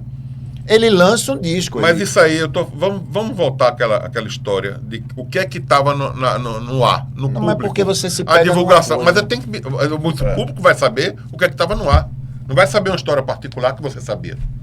Eu vai tô saber falando o que estava exatamente o que estava em evidência. Então, veja, eu não sei. Se for para dar consideração é São Paulo, não é Rio. Mas com São Paulo na linha do rap, hip hop, rap, nessa linha. Eu tô falando na linha mais é o nacional, Miami Bass. Mas é o nacional. Que seria Mas o Miami Bass não tem a Não, cara o Miami, lá em Miami, nos Estados Unidos, ele tem o freestyle, que é feito pelos latinos. Certo. E tem o Miami Bass, que é botava o Miami Bass, que era a batida, a grave de Miami, que nasceu praticamente lá. Era o True Life Crew, com o Missile Horn, essa linha. Então, aqui, quando chegou, pelo que eu me lembro, independente do que foi, por bastidores. Também era. Mas Sound Machine não. Era latino, Gloria Estefan, mas aí era uma linha mais pop dançante, né? Tá, mas independente, vamos seguir, porque quem foi primeiro, quem foi segundo. Isso não interessa. O problema que eu vejo é o seguinte: o Marlboro, ele começou com uma linha bem legal, que era o LP dele, Funk Brasil, que foi, eu digo a você porque eu toquei. Acari? Feira de Acari, nessa época, no final dos anos 80, não foi não? 89, 88. Então tinha um clube, que era o Esporte, que a gente tocava e o pessoal, ele foi para lá, inclusive. Ele participou até do DMC também, ele foi campeão também na linha Brasil no ano anterior, no 88, 87, um negócio assim. Então, ele entrou bem com essa coisa, mas só que eu vejo que a coisa desandou depois, como é antes. Mas veja bem... Mas você está atropelando o tempo, veja, falando exato, estou falando depois. Período, dessa virada, né? Então, a galera, né, eles começam a entender que precisava criar a própria música para deixar de depender da música importada. Que era muito bom para quem vendia disco. Era uma música muito boa. Que no caso era Bel. Mas a música não é só no caso era Bel. Vender disco. Era Bel que vendia. Era. A música internacional, ela sempre teve presente. E sempre estará. A vida toda. Então, mas a gente fala da mudança, né? Por que mudou? A galera tinha que comprar muito disco. Então, isso foi muito bom para muita gente. Entendi. Mas eu concordo também. Como tinha os cantores, a coisa era tão pesada que eles tinham que colocar o nome internacional que ninguém consumia. Você lembra disso? Sim. Nessa época, aí, dos anos 70 para 80. Fábio Júnior. Todo mundo era internacional, né? Então, foi muito sério. Então, a gente vive tudo isso. E aí, eles começam a fazer a música nacional. E aí, virou febre no Brasil todo. Funk Brasil 1, 2, Força Funk, Super Quente, aí tiveram vários, né? Eu já não tocava muito essa linha nacional. O que eu considerava, atrapalhando um pouquinho, uma coisa legal era o Claudinho Bochecha, que foi já década de 90, né? Mais para lá. Mas eu não tocava muito isso. Então, eu tocava mais internacional. E latino. Aí qual é a diferença? Imagine para o cara que era dono de equipe de som, que tocava o importado. Agora ele passou a ter um artista dentro da equipe dele. Ele continuou fazendo aquele evento e de agora de uma forma assim, com um artista, não era só um DJ. Ele tinha o DJ, o que fazia a base para esse cara cantar, porque era uma coisa muito artesanal, não tinha aparato, não tinha banda, né? Era com a base, o Voltimix, que você inclusive vendeu, virou febre, era teco ali, né? Ele tinha uma bateria eletrônica, botava os samples, fazia aquele jogo e cantava daquela mesma forma. Depois começou a evoluir um pouco mais, mas aí... Tudo tem seu público. É verdade. Veja, e cada DJ leva da forma que acha que deve. Aí continuou. Por exemplo, eu aqui que fazia a mesma coisa. Eu tive dificuldade aqui, inclusive aqui no disco a gente tem 3 músicas. Eu fiz um CD que é da Hot Mix, inclusive lancei dentro do programa de Pedro Paulo, a gente fez um campeonato tentando fazer, mas eu não tive muito sucesso assim, porque infelizmente a gente não teve a oportunidade de ter tantos talentos como aconteceram em outros estados, né? Mas eu também tentei aqui e até gravei algumas coisas daqui. E aí essa coisa tomou uma proporção tão grande que a música importada, ela praticamente deixou de tocar. E aí foi quando entra a história dos samplers, das montagens. Pegava um pedaço de Samuel e fazia uma música ali. E aí tudo virou música, né? Eu não diria que o público mudou ali, certo? Assim, depois a gente teve problema, inclusive os bailes pararam por conta de violência e tal, mas eu não associo a música. Porque na época do Miami Bass, True Life Crew e tal, e tantos outros, já excitava desse jeito assim e a gente já via problemas. Eu parava, tinha música que tinha que parar 3, 4 vezes, que você não conseguia tocar toda, porque as pessoas... Essas montagens piorou a coisa, né, na realidade. Porque as montagens? As montagens. Eu não sei se ela por mim. Eu não sei se ela foi um várias incentivador, pessoas, entendeu? e eu vi também que aquilo dali estava. Então, assim, foi na época que acabou o programa, no meu caso, Acabou o programa da Rádio Manchete, eu fui para a cidade, continuei na mesma linha, mas depois foi esfriando, porque até a venda do freestyle nos Estados Unidos... Parou geral. E foi caindo. Caiu muito. O estilo foi mudando, porque isso muda de década. A disco não morreu, o freestyle foi. Mas ainda ficou alguma coisa. Mas o forte, que era no final no meados dos anos 80 até o meados de 90, de 90 foi quando teve foi o auge do freestyle do Miami Bass, entendeu? Muito bom. Bem legal. Aqui no Brasil, aqui no Brasil, né, logicamente, nas cidades que realmente se propuseram a tocar. O Brasil foi o país que mais consumiu. Stevie B, tanto que Stevie B está sempre por aqui, né? Não, Stevie B virou... Ele virou brasileiro, ele vivia no Rio, ele nunca ganhou tanto dinheiro na vida dele. O Rio de Janeiro foi a cidade Tony Garcia também ganhou muita grana? Sim, ganhou, com certeza, com certeza. Né? Ganhou muito dinheiro. Porque, na realidade, o Tony Garcia ele entrou com a música, pegando a base do Planet Rock e botando o freestyle em cima com a base de Planet Rock. Por isso que chama-se Funk Melody, que é uma música melosa com aquela base do Planet Rock. Funk. E que já girava muito, já era muito aceita. Ele um pouco, mas ele que basicamente introduziu com o Lil Sul, se eu não me engano. Não, o Planet Rock não já existia? Não, mas aí é a base. Não, mas já era bem consumida. Sim, então ele pegou o que já tinha um consumo bacana e introduziu uma nova roupagem. Por isso que nasceu o nome Funk Melody. Com a voz bacana e tal, a produção dele que tinha os diferenciais, e aí rodou muito bem, né? Isso a gente falou muito nessa área de baile, né? Mas tem área de boate também, que a gente não comentou, mas deixa para uma próxima oportunidade, né? É muito longo, foi muito bom. Olha, para a gente encerrar, quantas boates não tinha aqui em Recife, né, velho? Diversas. Quantas casas noturnas, né? E hoje, Abel, quantas tem? Hoje são pouquíssimas, né? Na realidade, hoje o mundo praticamente mudou. não tem. Não, mas o mundo mudou, realmente. E depende também de cidade, depende também do estado, né? Eu creio aqui. Porque às vezes no sul, são muita coisa. São Paulo também, eu vejo. Mas a coisa caiu. Caiu também, né? O formato mudou também um pouco, né? Você está fazendo, às vezes, uma festa fora, uma festa na sua casa. A pandemia mudou muito costumes, né? Você tem os Spotify. Mas eu acho que antes da pandemia, Recife já estava sem. Sim, a questão de casa do ar a decadência de a coisa vai mudando de acordo com a evolução do mundo, né? Vamos dizer assim. Então, infelizmente, assim, a questão também da violência, a questão de você não poder... A bebida, inclusive, influenciou muito. Isso. Mesmo tendo Uber agora, não. O cara vai se divertir, pega o Uber, beleza, não dirige, é tranquilo. Mas isso representou uma queda inicialmente na questão do movimento externo. É um dos agora se adaptou, né? Que se mantém lá. Vivo, né? A The History, né? A The History, exato. E aí é sempre... E ele tocando, né? Eu gostava inovador. Eu gostava muito da Toco, a vinheta da Toco. Eu não conhecia a Toco, eu conhecia a Overnight na época. Overnight. Overnight, muito legal. Eles sempre fazem, né? Um revival da Toco, a Toco o pessoal sempre está fazendo. Eu ia trazer, cara... Na Moca, né? Eu devia ter separado aqui. Não foi na Overnight, não, na Moca. A Toco era na Moca. Também. Eu devia ter eu esqueci de separar aqui para mostrar isso. A foto, né? Mas não, a abertura da Overpoint. Não sei se já é da tua época. A Overpoint foi feita por Júnior. Ele foi, na época, era minha época. Na realidade, eu andei na Overpoint desde toda essa gente louca que é na voz de Bruno Simpson, que é... E foi até um comentário que eu fiz com ele, que o dono da boate me convidou para trabalhar na Over, mas assim, eu trabalhava com meu pai. A música para mim era uma coisa paralela ao meu trabalho. Certo? Sempre foi, até hoje. E o dono da boate, tanto eu ir lá, e teve uma época da boate que ela saiu, que a Overpoint, no caso da Overpoint, ela deixou, até o próprio Júnior não sabia disso, eu até comentei com ele recentemente, que o Rogério, Abel, tu não quer ser o DJ daqui não, porque o Júnior vai entrar na parte da sociedade e vai precisar um CD. Eu digo, não, Rogério, agradeço o seu convite, mas não vai dar para mim não, porque eu tinha já o trabalho com meu pai, né? Entendi. E tinha a minha curtição, vamos dizer assim, de música paralela, que era a parte de rádio também, assim, então coisas à parte. E Júnior fez essa produção, que teve a reforma da Overpoint, no final dos anos 80 para 90, botou outro DJ lá, e ele fez essa abertura, ficou fantástica na realidade, e ficou reverberando pela cidade toda. Então, hoje a turma sente saudades. É um amante também da música, Júnior. A gente é conhecido há um pouquinho de tempo, mesmo, 1991 até agora, né?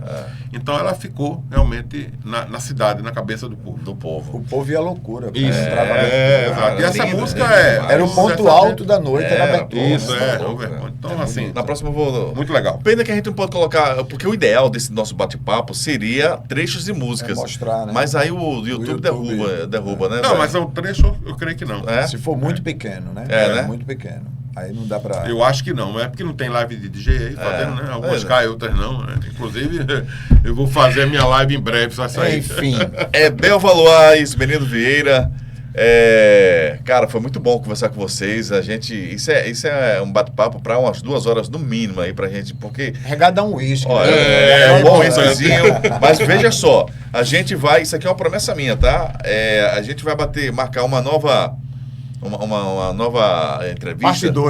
Parte 2. Regadar uma boa pizzazinha, a gente degustando. Isso é uma promessa minha. Legal. Projetos. Comer pouco, já tô aí bem cheio. Pronto, a tua parte fica pra ele, que ele tá magrinho, né? Ele, o galã. Pensar, né? Mas Bel está na descida aí. Ele tá, parabéns aí. Muito bem, muito bem. Gente, queria que vocês dessem aí suas congratulações finais aí para os seus seguidores, redes sociais, como é que é? O que eu tenho mais a agradecer são as pessoas que seguiram, que gostaram do meu trabalho, né? Desde que eu comecei, os amigos, as amizades que eu fiz, o Esmerino é uma delas.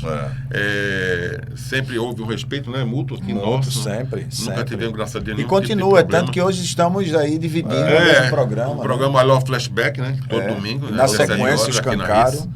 E depois do Escancaro. Então, assim, agradeço sempre o carinho dos fãs, né? Que sempre, quando eu vou no lugar, sempre tem aquela pessoa que chega. Para mim, é maravilhoso. Você mesmo foi um que me escutava. Claro. Para mim, isso é muito satisfatório depois desse tempo todo. Isso.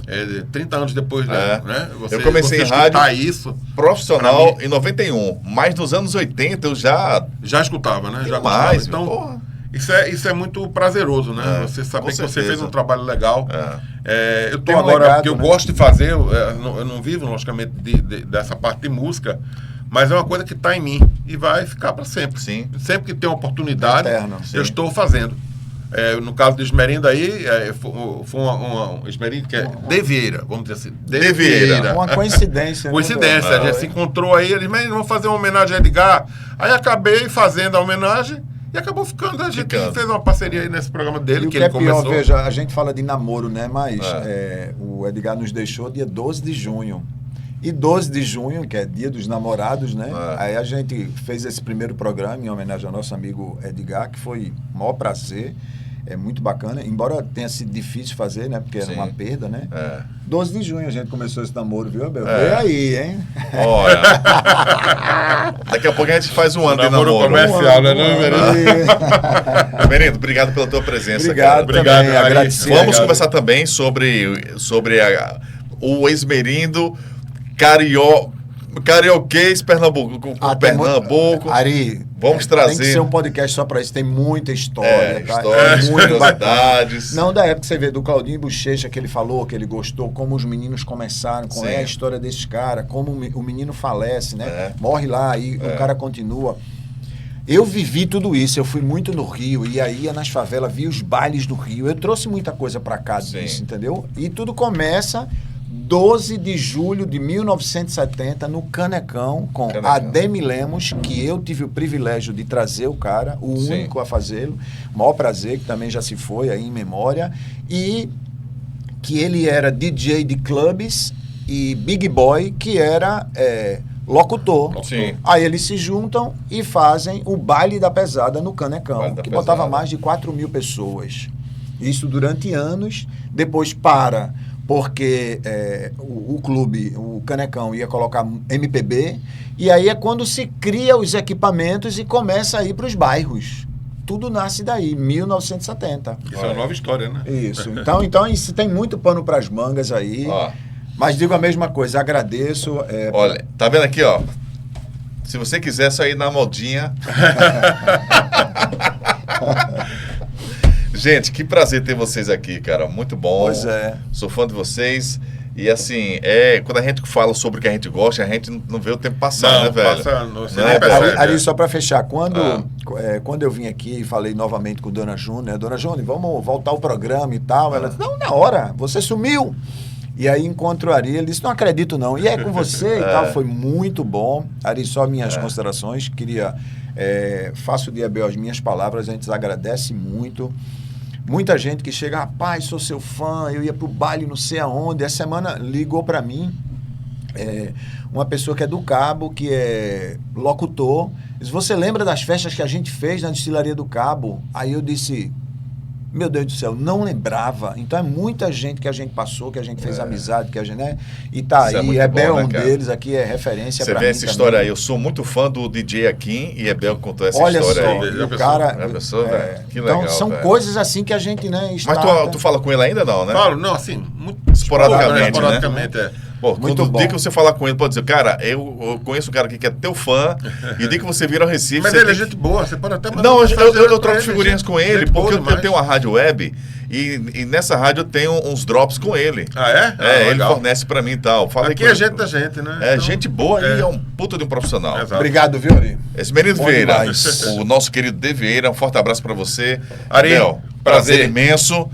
Pode convidar o pessoal para domingo, né? Curtir o programa. Olha, todo domingo às 5 da tarde, não pode deixar de ouvir o I Love Flashback, um programaço para você viajar no tempo, para você que gosta de boa música, aquelas músicas do tempo de assustado, de balinha de garagem, sabe? Você vai viajar no tempo. E às 7 tem uma viagem também com essa equipe aqui que fez história. O melhor do freestyle aí. O melhor do freestyle. Essa dupla de peso. Essa dupla de peso. Peso leve, peso pesado. O Instagram do Ebel, DJ Ebel Valois. O Valois é V-A-L-O-I-S. Muito chique. Esmerindo Vieira. Esmerindo Vieira, que está lá, consultor e tal, e outras. É outro projeto DJ, também que a gente vai conversar. É De Vieira DJ. Ela agora botou o nome artístico, né? Isso. Era Esmerindo De Vieira. É mais conhecido com Esmerindo, mas é De Vieira agora. De Vieira. De Vieira com a palavra. Valeu. Que é um projeto que a gente também tem que falar depois, né, Esmerindo? Sim, vamos embora. Gente, foi mais uma edição do nosso Pod 2Cast, mais um episódio.